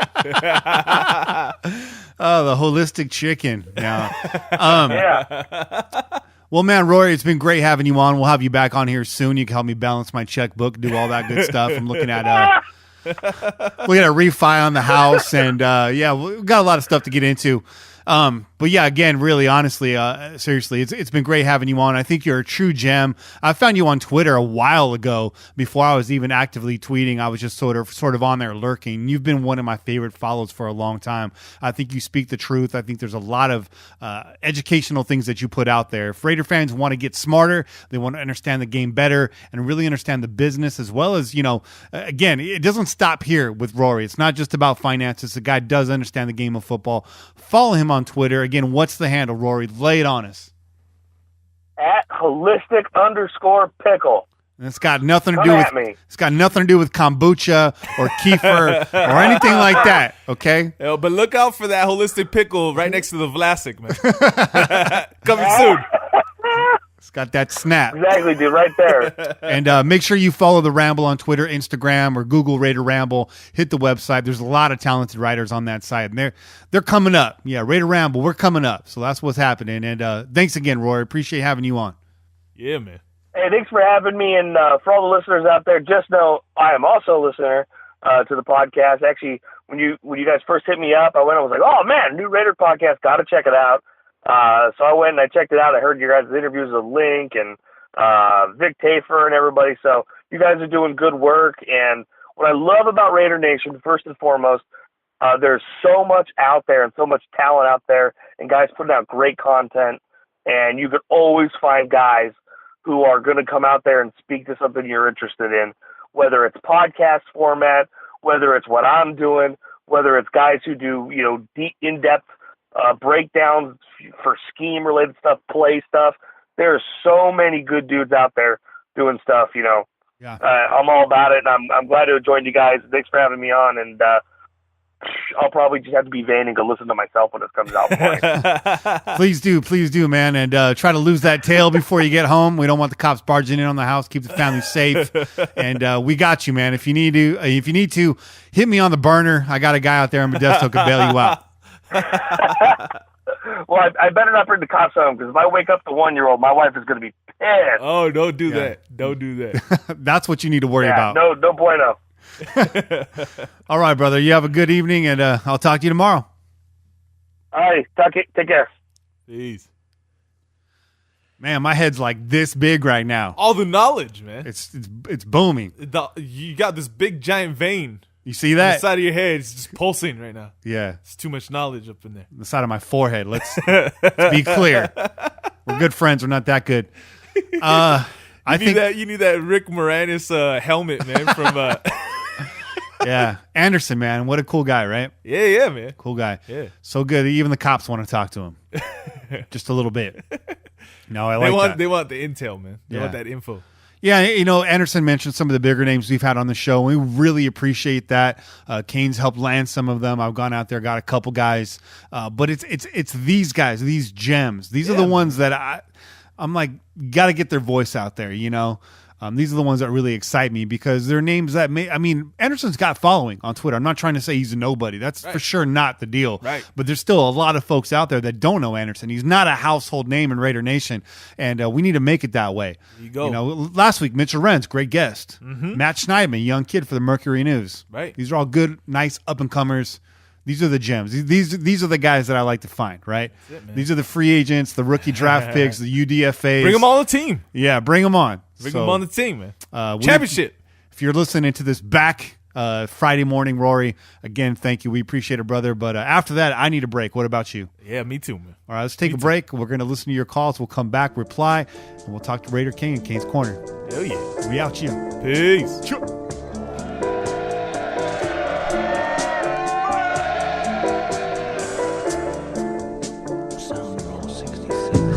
What's up, Kenny? What's up, Che? Raider Nation! Pillagers. This is your boy, 303 Raider, reporting from sunny Denver, Colorado. Really exciting to see Gruden talk on at the combine. Wow, man, just now letting this all settle in, just having the advantage of someone that like John that commands attention, that's a leader, that knows what he's talking about. Super excited. It's going to give us such an advantage preparing for the competition. We are so lucky and pumped that our wonderful owner, Mark Davis, went all in and wouldn't stop getting his boy, John Gruden. So super stoked about that. There's been a lot of articles, a lot of things written about free agency and the draft. Real quickly, my take is that we need a vet corner because we're going to cut Smith. We may not sign Carey. We need a veteran safety. I just don't see Obi Melifonwu day one starter since he really didn't play last year next to Carl Joseph. Carl Joseph needs a veteran next to him, but someone a little younger. I saw Friskies put an article about Kenny Vaccaro. I think that would be a good get. He played great in that improved Saints defense last year. I think, we still cut Marshawn. I mean, I know that's very controversial. Everyone loves him, but for me, to me, it's all about the money. $6 million for a 2-down back. I just don't see that. I think we can draft like a Rashad Penny, who I've really started to like. I know the N1 has been all over him, and SB3. I think the kid's dynamic. I've watched a lot of his tapes now, and I think he'd be a good get in the second or third round. I'm not a draft expert. And I think, we also got to get a pass rushing defensive end or defensive tackle, whether we keep Bruce Irvin or not. I mean, you can't have enough pass rushing defensive linemen. I mean, look at Seattle when they won the Super Bowl, and look at the Giants back when they won the Super Bowl. They could plug in 6 or 7 guys. I think we need to re-sign Navarro Bowman. I think that's beyond obvious. I would love to keep Danico Autry, but those guys can't really command a lot of money. Then in the draft, we go, can really go BPA, and maybe we go linebacker. I forget the kid's name, not Roquan Smith, but the other kid. It's slipping my mind. We can take him. I know Vita Vea is a popular pick, but I just don't see us picking a lineman that big, a defensive tackle that big. Because if you look at Gunther's nose tackles, they've all been like 315 or 310 pounds and lighter. I think we're going to draft a running back, again, a Rashad Penny or the kid Jones from USC. And I definitely think whether we keep Crabtree or not, we need a receiver in the second or third round. We need a sure-handed number 2 receiver, because whether Crabtree stays or not, we need his eventual replacement, or replace Seth Roberts right now. And then the big elephant in the room is the tackle position. I mean, Donald Penn has maybe one more year. I don't think we keep Marshall Newhouse, so we draft a legit tackle to play right tackle this year and transition him to left tackle next year. So I think we're going to be surprised. I think we may even get another tackle in the first 4 rounds. So that's the way I see it. Excited about the Spandex Olympics this weekend, the Combine. Let's go Raiders. Let's rebuild this team. Let's get to the playoffs, and let's finally do some damage next year. 303 is out. Hey, what's up, fellow Pillagers? This is JP from the OC. Sleep with his head on IG. Just calling to say what's up, check in with you guys. What's the latest news? Gruden at the Combine, that's a good thing. For him to get back in action, him and Reggie. They know what they're doing, man. And then I saw a little thing on YouTube. Somebody posted, I think Raider Central posted a lot of good videos, in case you guys want to go see them, where someone asked them, how are things different? Is it like really super duper different from when they weren't? Well, of course it is. That's a stupid question. But he's basically saying he's going to implement a little bit of the old school style with new school. So the fucking pieces of crap, excuse my language, the pieces of turd from 95.7 The Game in the Morning, we're kind of tearing them apart. They were saying, oh, you know what, if he tries to go old school, they're going to get chewed out, and they're going to get chewed up in this league. It's not that analytics is the way to go now, and it's not. So I don't know what they're talking about. Coach knows what he's doing, and as far as him bringing back the vets like Crabtree and Bruce Irvin and Marshawn, I'm cool with that as long as they don't become distractions. So if things don't go well with Crab, due to his drops or whatever, or his little fights with the key to leave or whatever it is, he's got to stay focused. Otherwise, that's where he becomes the Crabtree that we all don't like. And Marshawn, he's got to keep his camera crew away, man, and going full, going 100, and then he can be really, really productive. Otherwise, he's just giving us like 80%, and he's getting 100% paid. So that's not good. So that's it, man. That's my call. Hopefully you guys are good. Hopefully you guys haven't gotten sick with the super flu that's going on. And peace out, man. Kenny, Pillagers, Plunk.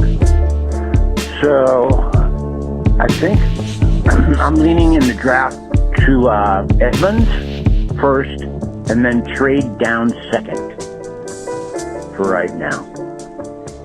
And that'll probably change tomorrow. Go Raiders. Yo, this is David and Melody 253, man. Just wanted to call in to you guys, touch bases a little bit, see how you guys been. I've been a little quiet lately, but hey, I'm always listening to you guys' podcast. I've subscribed to you guys up on YouTube, all that stuff, man.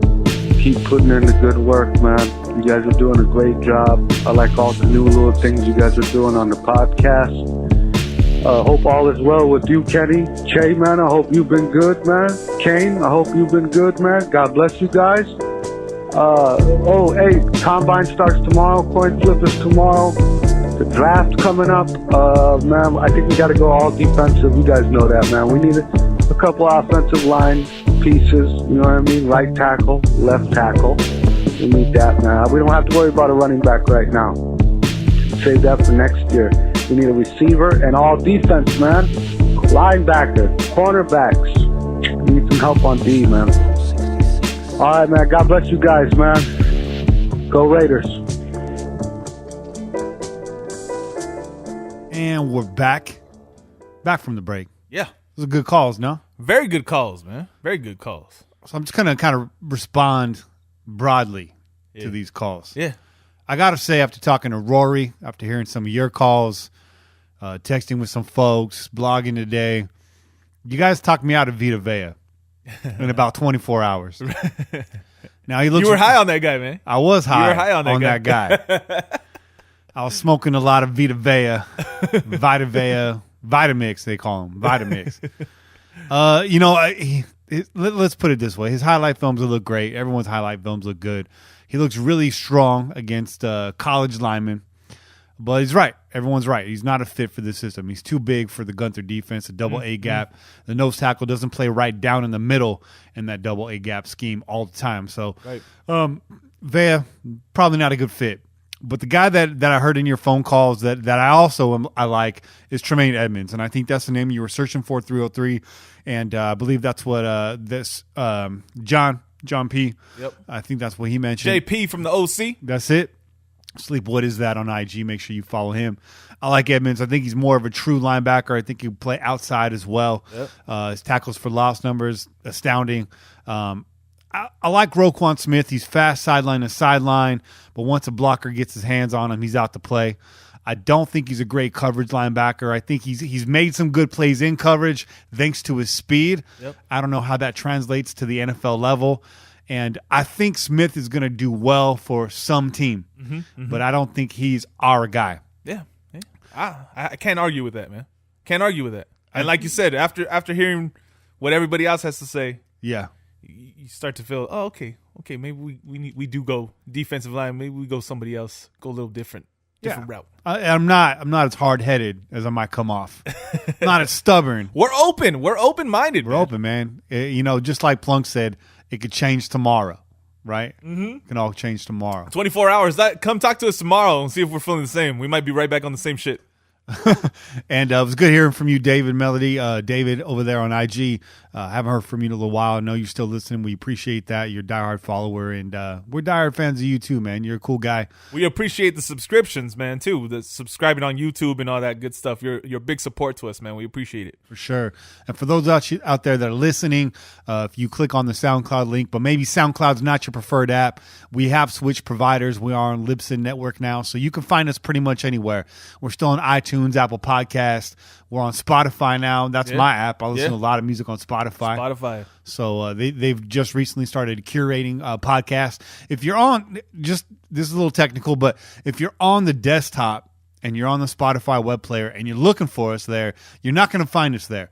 Spotify does not release podcasts through their website or through the desktop player. You got to listen to it on mobile. So if you're a Spotify person and you're having trouble finding us there, you got to hook up your phone. You got to connect the phone. There you go. And of course, you're on YouTube. So if you don't listen to podcasts on YouTube, I don't blame you. That might not be your spot.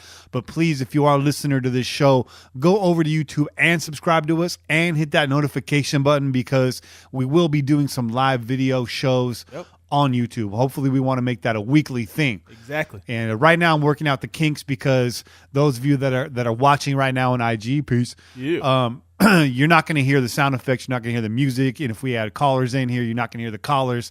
But I'm trying to work out the kinks so that on YouTube, you guys can hear all that. It sounds like it should be simple, but it's not. It's never that simple. It's not that simple, man. So I got the technician coming out tomorrow. Switched over the internet provider. There you go. We're getting a big boost in our megabytes per second. Woo! That's a mouthful. Woo! Woo! So we're gonna be Ric Flair for you right there. We're gonna be turbocharged. We might be doing a soft opening next week, live video feed. So I'm going to send out some private invites for those of you that are interested. If you want to be invited to that, again, we're going to be working out technical difficulties during that show. Might not be the smoothest production ever on that show. As far as the video feed is concerned, it's always going to stay smooth on the audio side. Always smooth. But if you're interested in that, email me, pillagingjustforfun@gmail.com. That's pillagingjust4fun@gmail.com. And hit me up, ask me for a link to it, and I could send it out to you. Private invite. Again, you'll be our test audience. It's a beta run, as they say in the video game world. Right? Hey, that's where all the successes start, man. That's right. In the beta world. And we're all about, smoothing out the kinks for you guys, because we want to continue to release a quality product every week. And so that's a part of the process. So we appreciate that. Again, appreciate all the callers. 303, sorry you got cut off last week. Again, I don't know if that was your phone or if that's the Google Voice thing. We've had some issues there. But, hey, that's what we have to work with. It's not always going to be perfect. But we appreciate your calls every week. You're a weekly caller, and we're going to get you back on the show here soon. We got a really busy guest calendar, though. We're booked out right now almost all the way through April at this point. So chasing some big guests. I don't want to jinx them. No. I told you guys last week that today's guest was Dieter Kurtenbach from the Mercury News. That's not true. It's actually next week. I'm going to be pre-recording that interview because he's out there covering the Warriors game at Oracle. So he needs to get in early. And that works out for us because we're actually going to be producing a best of segment after the show next week. Yes, we are. Because we will be off the show the week after that. So, just some FYIs there for you. What's going on with the Pillaging podcast. Again, make sure you're following us on Twitter at Pillage Just for Fun, at Pillage Just, 4 And if you're on Instagram, _Pillage ing. the Pillaging podcast. Yeah. Just search for us on Google. We pop up everywhere in that Google search field. So, we're all about Google. We're not about Bing. Y'all remember what happened with Darnell Bing? You remember Darnell Bing? Should have drafted Darnell Google. That's what should have happened. So, anyways, yeah, man, that's the caller segment. What do you got to say? You got anything to say about the callers? Nah, man. Like I said, I appreciate it. JP, you came with a little bit of that Christmas Vacation humor. I appreciate that, man. Those of you who have seen the Christmas Vacation movie, there's a little scene where the niece is in the kitchen. She's looking out the window. Or no, actually, it's the other way around, right? It's Chevy Chase's character is looking through the window. He's imagining some girl in a bikini in the backyard. Oh, yeah. And then the niece comes down. She's like, hey, what are you doing? Or Santa Claus or something like that. And then he's having a conversation with her, and he's asking her how her brother is feeling about Christmas. And she goes, he's shitting bricks. And he goes, you shouldn't use that language. He's like, sorry. shitting rocks. JP, you hit us with a little bit of that humor, man. Appreciate it. So if you guys are looking around the room right now, you see a lot of clutter in the background. Well, you know what? This is a music room, and we've been making music in this room for a long time, for a couple decades now. And records galore. We got audio equipment all over the damn place. We got music memorabilia up on the walls. We're going to get some more Raider stuff up in here for you guys. You'll see the studio start to develop over time as we work these videos in. But we're in development. This is the crow's nest. This is it. This is the second story. I get to look out over the street, see what's going on. It's a crow's nest. It's a pirate ship. That's where we're at. We got lots of wood in here, man. Nice decadent wood. Smells of mahogany. There you go. And leather-bound books. But yeah, that's the caller segment. We want to thank you guys for joining us. Again, this is just a little sneak peek into the studio. We're gonna cut this segment right now, and we're gonna get Cain on the phone here. We got Cain's Corner. Got some questions for him. I'm gonna pepper him with a few questions. Yeah, see how he responds. You know he always comes with it, man. He brings the heat. Yeah, GM Cain coming up here shortly on the Pillaging Podcast. Yeah.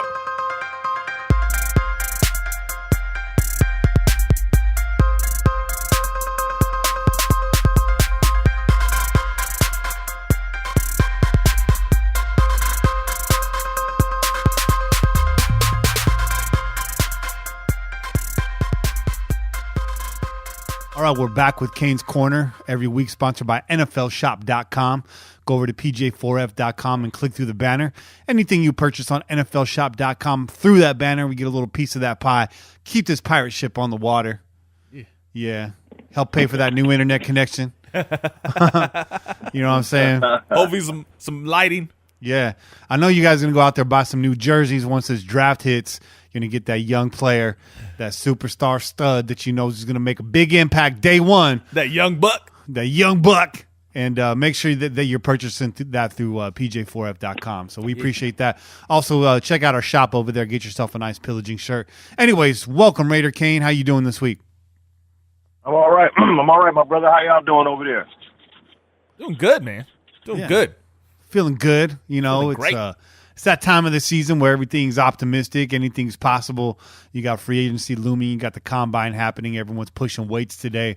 Anything can happen at this point in the season. The Raiders are 0-0, and hope has been restored to Raider Nation. Anything is possible. Yes, a lot of shit being thrown up against the wall to see what sticks. That's about what's going on right now. That's true. Yeah. That's true. So speaking of free agency, what do you make of all this doublespeak? You know, yesterday we're hearing Reggie McKenzie saying that we're going to retain Crabtree, Lynch, Bruce Irvin. And today we're hearing that it's possible Crabtree and Lynch are likely cut. And Rory pointed out earlier in the show, I know you haven't heard that yet, but he pointed out that was all kind of just clickbait. There really was a whole lot of nothing in that article. But what do you make of that, the three-headed monster there, and who are we going to keep? What's the truth? Make some light of this, Cain. What's Cain's take on all of this? You know what? I'm gonna listen to Reggie. Reggie said they were in the mix, so we'll see what happens from there. I mean, maybe they might ask him to take a pay cut. I don't know why. I mean, I don't know. Marshawn Lynch is due $1 million roster bonus, and then another $1 million in incentives, and then a $4 million for the season, so that would total $6 million if he makes everything. I don't see that being a lot for a running back who can give you 1,000 yards and probably 10 touchdowns or more.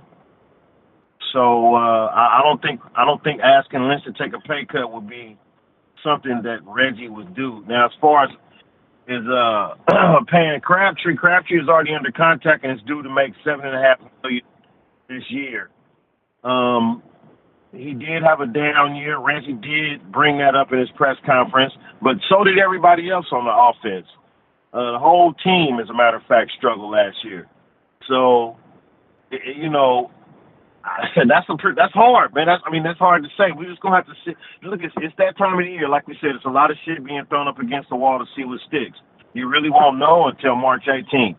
Do I think the Raiders are going to bring back Crabtree? Absolutely, I do. I think John Gruden likes his veterans, and I think Crabtree is already a part of the team. He's Derek Carr's go-to guy. He's the first guy Derek Carr, even John Gruden brought this up in his press conference. First guy Derek Carr looks at, when at the top of his drop. So, what do you think? You think it's just some more shit, or do you think they're gonna really cut these guys? I guess that's what it all boils down to. No, I mean, I think that John Gruden's here. He wants to win. He wants to see some progress right now. This team's built to win, minus a few holes. The key parts are in place, and I think getting rid of all three of these guys is going to be a major setback. And then we're saddled with having to go out in free agency and replace them, which is likely going to cost us more money. Now, Rory had brought up the possibility that if we really are in talks to trade for Jarvis Landry, which again, that's more shit being thrown up against the wall right now, as you said. But if that were to happen, we got to trade somebody. It's likely Crabtree could be involved in that trade as it helps us out, brings in Landry, sure-handed receiver. Crabtree goes over there for less money. Miami's up against the cap, and everybody kind of wins in that situation. Now, that's a convoluted situation. I don't know that the Raiders actually do that. We're not known to trade players often under the Reggie McKenzie era. But again, John Gruden's in the building, so anything could really happen. So speaking of John Gruden, he made quite an appearance at the Combine today. He made the media rounds. He had an interview with NFL Network with Mariucci. Of course, he had his press conference. He was on Sirius XM after that. He did a 20-minute interview after his press conference with Bay Area beat writers. John Gruden had a lot to say. What did you make of some of his comments? Right now, it's just showmanship, man. He just walking the walk, talking the talk, man. It's off season. He hasn't met all his guys. He doesn't know the roster, so it's not really much he can tell you as far as who he wants to keep and who he wants to let go. That's why I'm saying, as far as he's saying all the right things right now, and it's the off season. We're 0-0, so he should be saying all the right things right now. You know, that's what I took from what he said, man. He said a lot of nothing. All right. A lot of people are making a lot of comments around his thoughts on analytics and statistics and analytical tracking here in the NFL, the new era of the NFL. And I really kind of take that with a grain of salt. I think John Gruden is interested in that stuff.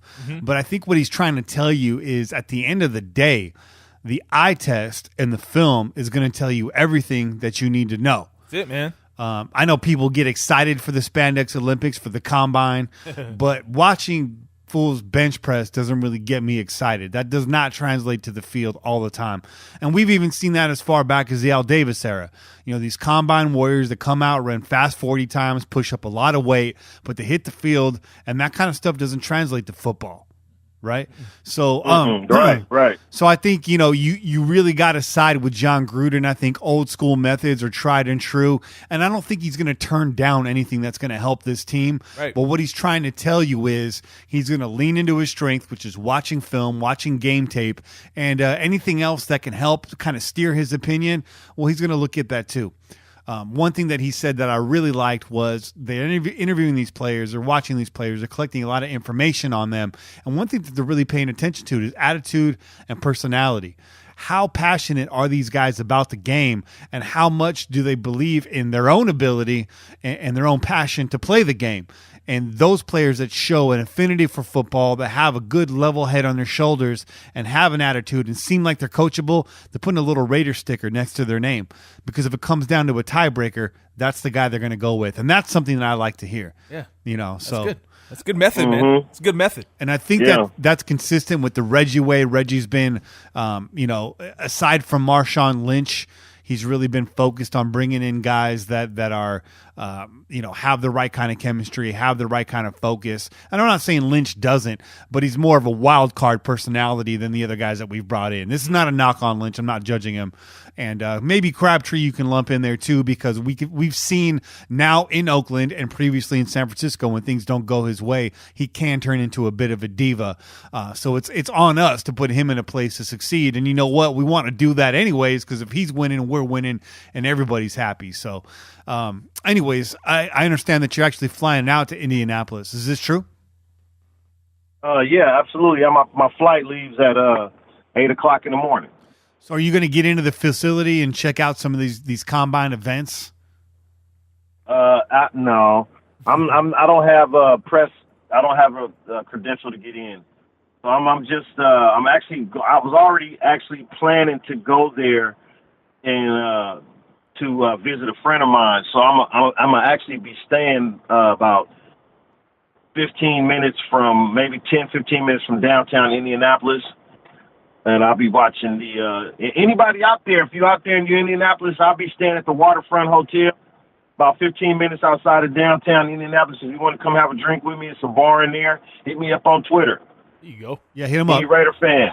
At Cain MT6 on Twitter, and you'll find him. Definitely hang out with Cain. Man, I hang out with you during the regular season. It's all good, man. This is a guy that knows football. He can get along with anybody. There you go. And he's a Raider fan, man. Exactly. Come on now. Cain, I kind of feel like you got the personality where a total stranger that's a Raider fan could walk up to you and in about 10 minutes is going to feel like he's known you for a long time. You're an approachable dude. You're a nice guy, and you're a very knowledgeable Raider fan. And I think anybody that's out there is going to benefit by spending some time with you. And the other thing I wanted to mention, you're pretty close to downtown. You know, a lot of stuff happens at the combine outside of the facility after hours. Yeah. You never know who you're going to run into. And I heard John Gruden say, and who knows, it could be lip service, but he's gotten a free pass from his wife, and he's willing to break curfew a couple nights. So, you know, put your feelers out there, man. Maybe get yourself an exclusive. Yeah, I'm gonna take a jaunt downtown in the evening and see what's up. You know, probably try to hit a couple of the little bars or little pubs they got down there. You know, Indianapolis it's not much. No. It's not much of a town, man. It's not much there. It's not much in the down. You know, I don't mean no disrespect to anybody out there from Indy, but if you're from there, you know what I'm talking about. It's not much there. Yeah. So I'm sure you will have no problem bumping into one or two of or the whole lot of these people. Yeah. It's because there's probably only one or two spots that they're going to go to. So, you know. Yeah, I got a feeling. Speaking of, go ahead. Go ahead. Well, I was gonna say, no. I got a feeling that you'll bump into somebody down there. Go down there, man. You got the personality for it. You got the intuition. I'm looking forward to a Raider Cain exclusive down there. Hell yeah. Hey man, we'll see what I can come up with, man. I mean, you know, we'll see the weather's supposed to be nice. It's not snowing. It's supposed to be nice for them. It's supposed to be 52 or 53 degrees on Saturday. Clear skies, so anything can happen, man. Anything can happen. And just so you know, also I renewed my season tickets too, man. So I said I wasn't gonna do it, man, damn. but I'm like Too Short 11th album. I just can't stay away. You know what I'm saying? So you know, yeah. Shout out Too Short, man. Do it, man. Well, that's exciting because I know Homer renewed his tickets. I know Hawaiian Raider, he's going to be out there. He's going to give it one more run. So the old Pillaging tailgate lives on this season. I'm really excited to hear that, man. I'm happy that you said that. That really made my day. A guy that made a reappearance on Twitter yesterday and today is Baby Reggie, Bruce Irvin, which is a sign that he's coming back because a couple of weeks ago he said he wasn't sure. Right. And now he's out there recruiting. So, Cain, what I want you to do is play Baby Reggie for a second. Who are you targeting on Twitter? What free agent are you trying to get in their ear and lure them over here to the Bay to play in silver and black? Oh, man. So, we talked about this in pre-production, so obviously I had to go do some researching, and I had to look at the free agent class, and it's not really exciting. I mean, there's some free agents on here, but I'm looking like they teams may keep them. But Muhammad Wilkerson would be a guy that I would go after or go look at. And you know who else I would go look at? DeMarcus Lawrence, the defensive end, and for the Cowboys. Yeah, he had 11.5, 12 sacks this year. Something like that, yeah. Yeah. Pretty serviceable defensive end. He's young. This would be his second contract. So that's another guy I would look at. Bashar Breeland, obviously. Tremaine Johnson, obviously. Mm-hmm. Jarvis Landry. Ezekiel Ansah. Well, yeah. You know, there's a few, but to be honest with you, there's really only one or two free agents that I would really approach, and that would be Wilkerson. And I'm really serious about this kid, DeMarcus Lawrence. He will be a good asset to the team at the defensive end position. I honestly believe that. You know, Khalil Mack's been a terror in the league since he got here.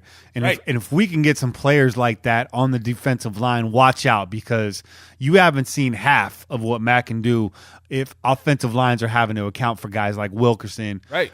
You know, get some talent next to Khalil Mack, make offensive lines have to make those tough decisions, remove the triple teams, and let Mack rip, because you know, we're helping him out with the contract extension, help him out with some teammates too. There you go. You got to bring in some backup, man. Mm-hmm. I like those picks, man. I think that's a reasonable pick too. I think that those guys can be had without breaking the bank.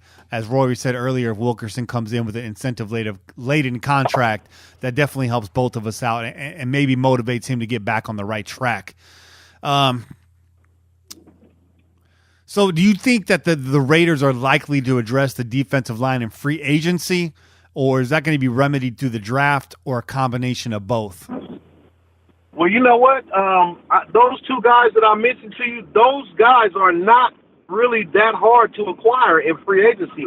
I mean, DeMarcus Lawrence is he's a budding star. He's not going to be asking Khalil Mack or J.J. Watt money. Right. And like you said, Wilkerson is somebody you can bring in on an incentive-laden contract. So it's not too far-fetched that you can go after those two guys, man, and still draft my DB in the draft, you know. So in free agency, I think we can address the defensive line, absolutely. And I think those two players will give us a lot of help.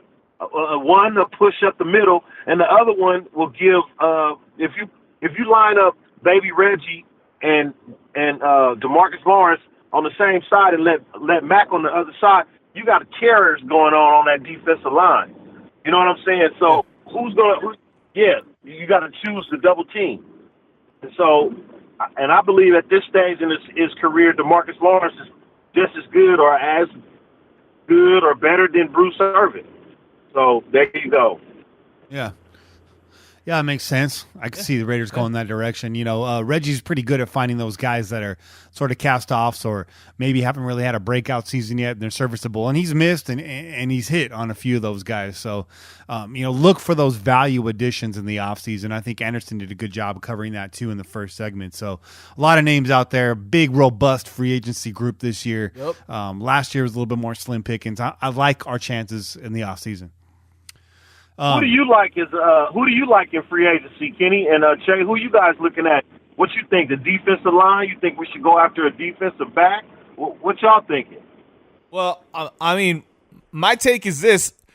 Of course, everybody's aware of the fact that Marcus Peters got traded to the Rams, so Tremaine Johnson is starting to look like a reality. And then after what Rory said in the first segment, the way he laid out the way that they would work the contract and make it a possibility to bring somebody like that in, even though he's going to be asking some higher dollars, that's a very, very realistic possibility that we bring him in, especially seeing Sean Smith out, you know? So I'm looking at maybe one of them or another cornerback. Obviously, you mentioned the defensive line. I wouldn't be mad at that either, man. If we went for a defensive lineman, we went for Wilkerson or or DeMarcus Lawrence, those are good picks too. I wouldn't be mad at that at all. Yeah, I'm going to go with what's reported out there right now, Tremaine Johnson. I think he replaces Sean Smith very well. Another physical corner on the other side to go along with Gary and Conley. Both of them stout against the run, to the outside run. He's going to come at a cost, but if we sign a guy like Tremaine Johnson, it frees us up in the draft. I know there's talented corners in the first round this year, but after drafting a corner in the first round last year, I just don't think that Reggie's going to go that direction this year, 2 years in a row. Now, I could be wrong because, like I said, there is talent there at the corner position. You got guys like, Cain likes Denzel Ward. You got Minka Fitzpatrick, who's a little bit of a hybrid guy. He can maybe go safety. Joshua Jackson, who's slated a little bit lower. That's the guy I like. He's a ball hawk. A little bit of a gamble. He's not a great tackler, not good against the run. But paired with Conley, I think it's a good combination. But I would like to see us get Tremaine Johnson, just nail that down in free agency and kind of open us up a little bit more in the draft. Best player available, or get some more rotational talent on that defensive line. Hopefully a guy that can come in there and start day one. More youth to go along with Khalil Mack. So those are the guys I'm looking at. Wilkerson, man, I don't know. He's a talent, but it's been such a headache in New York. Rory said, well, maybe you can remedy that with an incentive-laden contract. I just don't see that being enough motivation. I just feel like, Sometimes a fresh start, man. Sometimes all you need is a fresh start, though. This is true. Sometimes, and you guys could be right. That's where I said that's a tough call because he is a talent. He's out there. He's probably going to have to sign for a little less money than he thinks because of these problems. So you're getting a bargain there. It's a tough call for me to make. If I'm the Raiders front office, I don't know if I take that gamble just because it hasn't been their track record. Alden Smith excluded. He was just too much of a talent, I think, to pass up on. But I don't know if you remember when. But you remember when Crabtree was a free agent and he was in the free agent market and no team wanted to touch him, and then the Raiders signed him and he had 2 really good years, and obviously everybody had a bad year last year, but he's had really 2 good really good years. Alden Smith was playing well before he got into whatever kind of trouble he was in that got him blackballed from the NFL. Right. So these guys. My point I'm making is these guys were given fresh starts on a fresh team where you got young guys that seem to be good schoolboy guys, really good guys. That a fresh start may help these guys out, man. And one other thing I want to touch on, your boy Rob Woodson, our boy, the ex-DB coach for the Raiders, Rob Woodson.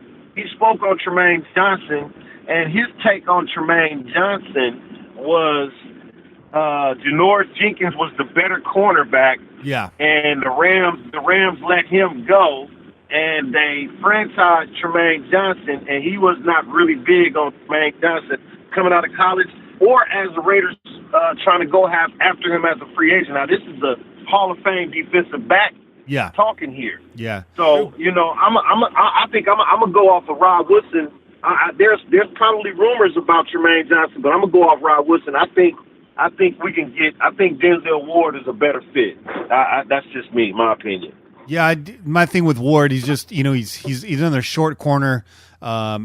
Doesn't have a really good. He's not turning around for the ball a lot, but he does blanket wide receivers. My worry about him is a pass interference liability in the NFL. But again, he's a first round talent. So say what you want about him, he's there for a reason. So Tremaine Johnson, I agree. He's not the sexy cornerback. He's not the big game breaker cornerback. He's more of just a stalwart. He's going to shut down 14 passes deflected, like you said last season. Yep. He's not a flashy guy. He doesn't jump off the screen, but that's what we're hoping Gary and Conley is. And so on the other side, if you got a big guy, a big long guy like Tremaine Johnson, I think it's a good compliment. But again, the catch-22 there is you're going to overpay for Tremaine Johnson, and that's just coming off the fact that he's been double franchise tagged, and he's going to make less money, but after you've made $16.7 million, how much less are you really going to make?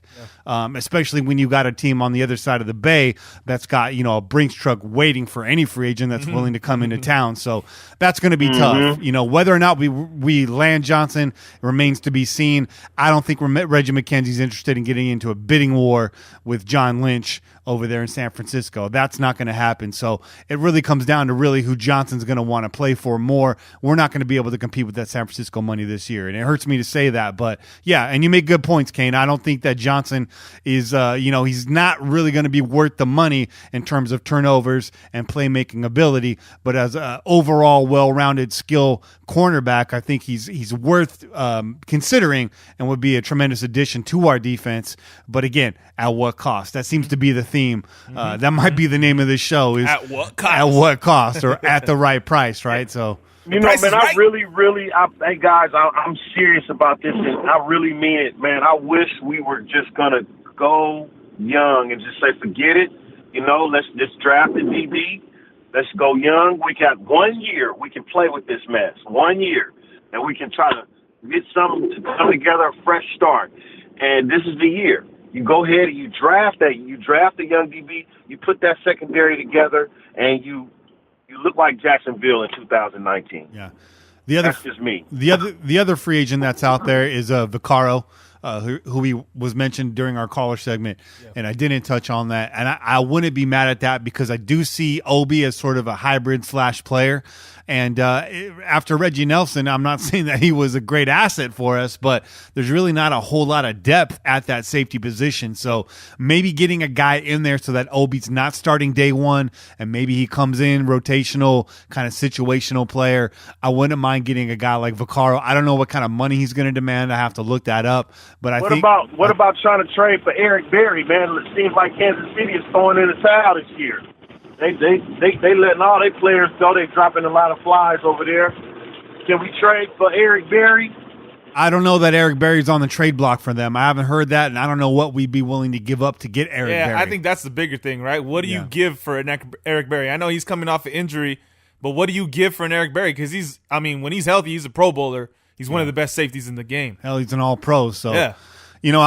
I mean, that would be nice to land Eric Berry. I just don't see it happening, and I don't see KC letting him go to a divisional rival as well. I think that's kind of like the cherry on top of it. Trade that number 9 pick, that number 9 or number 10 pick. They might be able to let their finger put their finger on the button, so to speak. Yeah. Make that. Well, it is worth it. At his age, with that injury history, I'm not trading away my number 1 draft pick. Reggie McKenzie just covets his draft picks way too much. I just don't see that happening.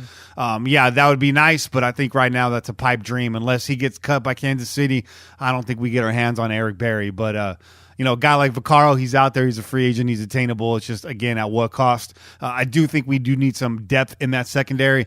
There's some guys in the draft we could pick up late rounds too. So, we'll see what happens there. But a lot of options right now. Just the fact that we're talking about it, we're throwing all these names out there, it just goes to show how exciting the NFL offseason is. I mean, the NFL, we don't play games year-round, but it's a year-round sport, that's for sure. And it can turn around quickly, man. It can turn around real quick.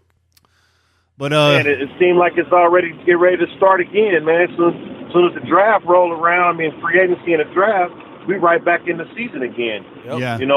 It's more news than ever. And it seems right now it's plenty to talk about right now in this supposedly dead part of the year. Yeah.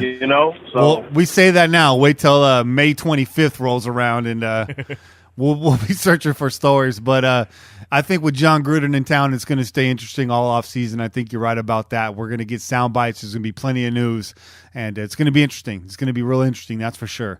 But when do you leave for Indianapolis? You leaving tomorrow? Yeah, my flight leaves at 8. I'm on my way home now, getting ready to try to get some sleep. So I got to get out of here early. I leave from SFO, so I probably need to be there by 6 o'clock and 6:30 and 6 a.m. All right, cool. I'm not sure what this flight looking like. So yeah, I can hear you're in the car right now. So we're gonna let you go, let you get some rest, let you get home safe. And man, have a good trip. I'll be texting with you all weekend, and hopefully you run into somebody out there, man. Thanks for coming on the show. All right, man. Thanks for having me on. I'll talk to you guys next week. All right, man. All right, brother. Peace. All right, peace. Yeah, a lot of good conversations to be had around free agency right now. Yep. Yeah. So we got some homework to do. It's time for us to start really diving into the draft. Yeah, man. We're going to get some combine numbers this weekend. Got to build up that binder. That's it. Yeah. That binder. We got to build up that binder, man. That Necronomicon Ex Mortis. That big book. That Day of the Dead. That old school binder that you used to get, man. The big 3-ring, giant 3-ring binder. Talk about that Trapper Keeper. Yeah, man. You got to have that canvas on the outside so it doesn't break apart on you.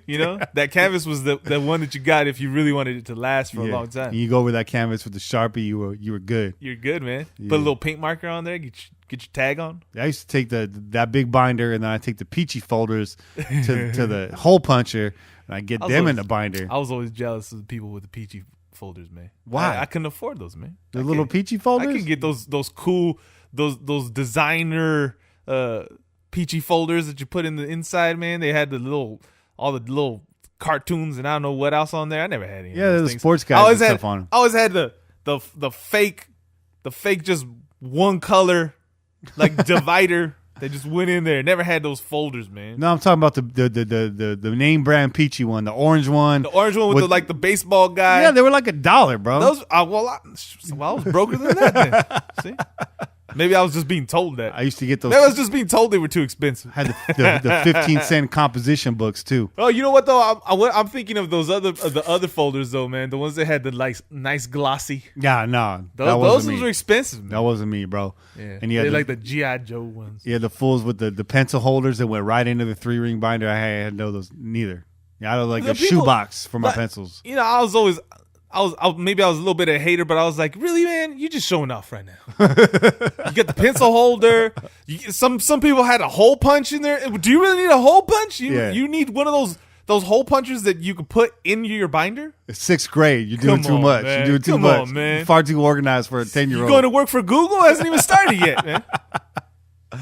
For real. It's time for I See You. I see you.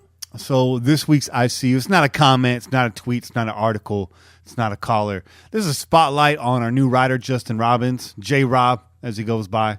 J-Rob. Yeah. Is it Rob Bass and Easy Rob? It takes two, bro. It takes two. I'm the editor. He's the writer. It takes two. But J-Rob's been putting in some work. He's doing some draft profiles, so go over to pj4f.com. He's got a piece up on Roquan Smith. He's got a piece up on Vita Vea. Dude. And he's got a poll at the end of that Vea article asking you guys who you want to see him highlight next. So spotlight on you, J-Rob. I think you're doing good work, pumping out two pieces in 1 week. And nice. That's a lot for a young cat, too. Hell yeah. I think he's like he's like 25. Busy life, man. It's tough for us to get anything out. Yeah. We get this show up. And I never even leave the house. Now, we're getting the show up. That's a priority. That's a priority. No, we always put this. We make sure we make time for this show. Man. That's for sure. Let's do some shout-outs, man. Yeah. All right. Big list this week. There you go. Big list. Get done. So in case you haven't figured out yet, we do shout-outs. I always shout out some folks on the blog, folks that are active during the day, and shout-outs on Instagram and Twitter are folks that have followed us during the week. So if you're a listener but you don't follow us on social media and you want to hear your name mentioned on the podcast, or you just want to support us or keep in touch, follow us on Twitter at @PillageJustThe4Fun, or follow us on Instagram, _Pillaging_podcast. Shout-outs. Shout-out to Dave Meister.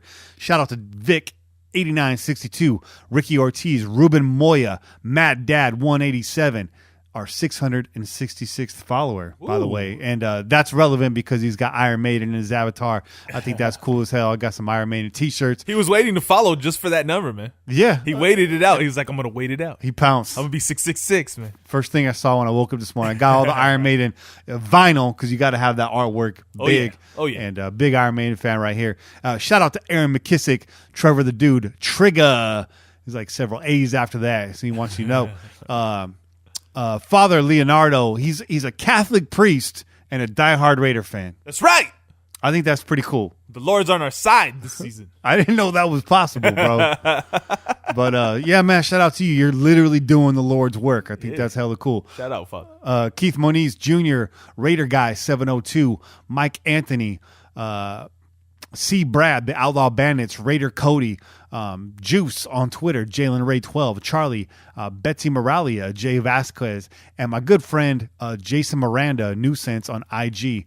Infield Dirt, Guest 123, Mojo Raider, Raider Educator, Raider O, J Rob, Big Banana, and Dutch Raid on PJ4F.com. Mojo Raider, special shout out to you. You've been very important to me this last week. You've been helping me get set up with the new internet connection, steering me in the right direction. I mean, for the modem and the router and all that stuff. Mojo Raider also got my MacBook up and running again. He's like the resident IT expert over at pj4f.com. So all you pillagers that hang out on the blog, you ever have issues, hit up Mojo Raider. He's already told me I'm willing to help out all the pillagers. And the kid's smart. He's got a pretty good Madden game too, I must say. But look, check it out. Once my lag is gone, Mojo, I want a rematch. Once the latency is gone, we're 1-1 right now. I want a rematch. Again, shout out to some family. Oh, again, special spotlight on Dutch Raid. I don't think I mentioned him enough on this show. Dutch Raid comes out to all the tailgates. He does sit next to Raider Cain at the games. He's a cool cat. He's always out there drinking the Bud Light cans, the Raider cans, this and that. And he'll come through with like the nice champagne. He'll have like the nice IPAs. Gotta kick it up a notch. He lives out there in Lagunitas land. Where they at? Okay. Yeah. They're in Santa. I can't. The north of San Rafael. You got the bottle right next to you, bro. Let me look back right here, man. Petaluma. Yeah, Petaluma. That's it. Petaluma. My old stomping grounds for a year. I did plenty of work out there, if you know what I mean. I'm winking at you. Put in work. Yeah, it's a college town, and I was fresh out of college. And shout out to some of my family members and friends. Shout out to Brian Baptista, a lifelong friend of mine, converted Raider fan back in the day. I hope he's listening to the show this week. You mean a lot to me, bro. Your music and lately your artwork has been an incredible inspiration. Brian, you're a good guy. I want to give a shout out to my cousin Barbara Cuevas, also a big Raider fan, and her father, my uncle Roy Cuevas. You guys are big Raider fans. You two and my dad, we were like the only Raider fans in the family. So that's important to me. And Nick and Dallas Gunn, you guys aren't Raider fans, but you're my diehard cousins. You've been my longtime fans, and I know you're listening to this show. My cousin Dallas is a Houston fan. You can figure that out. I think he might be a Titans fan now. He was an Oilers fan back in the day. He liked Warren Moon. I can't argue with that. And Nick, you're a Niner fan. Your father raised you to be a Niner fan. And your father was a solid guy, one of my favorite uncles as well. And I'm not going to argue with you because of all that. I got too much respect for you and your family. And you're a hell of a chef, bro. Hell of a chef. Nick and Dallas, you've been my best friends for a long time, not to mention you're also my cousins. And a special shout out to my brother T-Bone. It's your birthday tomorrow, or today if you're listening on Friday. It's your birthday. By the time you've heard this, if you've heard this, we'll be eating some steaks. There you go. Deep into some steaks. And we're going to go hit the semi-pro go-karts on Saturday morning. Oh, dope, man. Yeah, T-Bone. Big race fan. Got me. T-Bone's going to T-bone you, man. Possibly. He watches a lot of racing. I like watching the NASCAR with him, too. He's schooling me up on all of that. Got me appreciating the sport once again.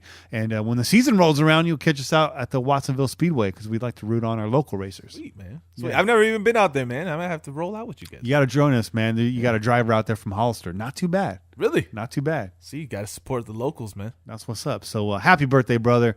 It's been a pleasure having you in my life. We are also best friends, and you've been there for me a lot lately these last couple of years, and I appreciate it. And I just want you to know I'm always there for you, too. You're a hard worker, bro. You need to take a break. You need to take a break. Hey, you can take a little bit of that, too, man. You're a hard worker, too, brother. I am. I don't know how to take a break. I don't think he does either. But, yeah, man, and again, once again, shout out to you, man. It's been cool. Thank you, brother. Thank you, brother. You got me tearing up over here, man. All the love that you're spreading right now. That's what I do, man. That's what I spread the love. But you drove up here in the storm, and your family's back there. So, that's right. You know, appreciate that. But like I said, we do it calmly. Mm-hmm. You know, leave early, drive slowly, make sure you get to point A, from point A to point B, and point B to point A. Man. I want to know what you're a big music guy. Oh yeah. So answer these questions for me, because just shoot them. I asked this to Mitchell last week. I want to know what you listen to on the way to the podcast and what you listen to on the way home from the podcast. It's tricky. It's tricky because sometimes I'm listening to another podcast. What? Yeah. What? Sometimes I got to get prepped by listening to another podcast, man. You know, we listen to Rappaport. Yeah. You know, we're fans of Rappaport. Yeah. Sometimes I got Rappaport on. Sometimes I got Uncle Joey. You know, yeah, Joey Diaz. Joey Diaz on. That's right. The Church of What's Happening. Sometimes I'm listening to Rogan. Mm-hmm. Rogan always got some good stuff. And I also like The Fighter and the Kid, man. Brian Callen and Brendan Schaub. They got some funny. They're funny dudes, man. They're funny dudes. All those guys are funny. They're hilarious. So I like laughs. I'm into comedy. I can tell. I don't always take everything serious, and those guys don't either. They're like always just like bullshitting. So it's always cool listen. But as far as music goes, man, I can go, you know, everywhere. You know, I listen to hip hop. Mm-hmm. I like to kick it with the old school. Sometimes a little Diggable Planets. Ooh, that's nice. Know, a little De La Soul. Yeah, you know, you gotta have some of those in there, man. Diggable's good ride home music. That's some good late night smoothed out hip hop right there. Yeah, you get that cruise feel, man. Like I said, I'm not trying to rush anywhere. Yeah, I'm trying to be safe right now. So that's a good little mellow. What if I told you, and this is rare, I think in hip hop, I think Blowout Comb, the second album, better than the first album. It is rare to see a second album better than the first album. Yeah. I can't disagree with you, man. Yeah. They came with it, man. They did. Their run wasn't very long, but their music has lasted, man. Right. It's lasted. I mean, even most recently, you know, Snoop Dogg sampled that Ladybug Mecca's the dripping like water. That's from Diggable Planets, man. I haven't heard that Snoop Dogg rendition. I gotta check that out. That dripping like that. You remember that album came out a while back. It's not the newest. Okay, but nah, that one missed me. One of the last radio. You gotta put me up on big that. hits. Yeah, I'll put you on that. Okay. You want it? I got it. Dripping like what? That one. The Candyman. That song. Gotcha. That song. Obviously Snoop Dogg. Yeah. Snoop Dogg's always a good listen. I like everything, man. I know you P-Rock. do. I know you do. See how smooth. Yeah. I like good stuff, man. All that old school good stuff, man. And then Kendrick. You gotta put the Kendrick on, man. Kendrick, man, that gets me heated. Hell yeah. That's what we played when we were about to get into the stadium, bro. That's right. Yeah, we were fired up. We get fired up. That DNA, they get me fired up. There you go. But yeah, man, it's been real. It's been a good show. Yeah. I like it. Yeah. I like it. Again, I want to remind you guys to tune in every week. iTunes, SoundCloud, Stitcher, Spotify, YouTube, whatever, wherever. Wherever you want it, we got it. If we ain't got it, we gonna get it. So get it while the getting's good. Ooh, we out here. Check out pillagingjustforfun.com, pj4f.com/shop. Get yourself a nice, crisp PJ4F t-shirt from those guys over there at Creative Media Design Studio. You can go through our site. You go to creativemediamonterey.com. They got some fresh original designs over there too. Again, if you're hip-hop fans, I know you're going to like what you find. And that's it for this week's show. How you feeling? Feeling good, man. You ready to get out of here? Ready to go, man. Ready to put a stamp on this one, man. All right, let's stamp it. We out here. Peace. Go Raiders. Touchdown! Raiders! Like a freight train coming, you're blowing the town. Like a diesel motor, you never shut down. With your pistons pumping, you're mowing them down. It's a sight to see. They all lay their money down. When you're gone, mama, hell, you ain't acting right. When you're gone, mama, I can still see your eyes. When you're gone, mama, this'll be my last goodbye. When you're gone, gone,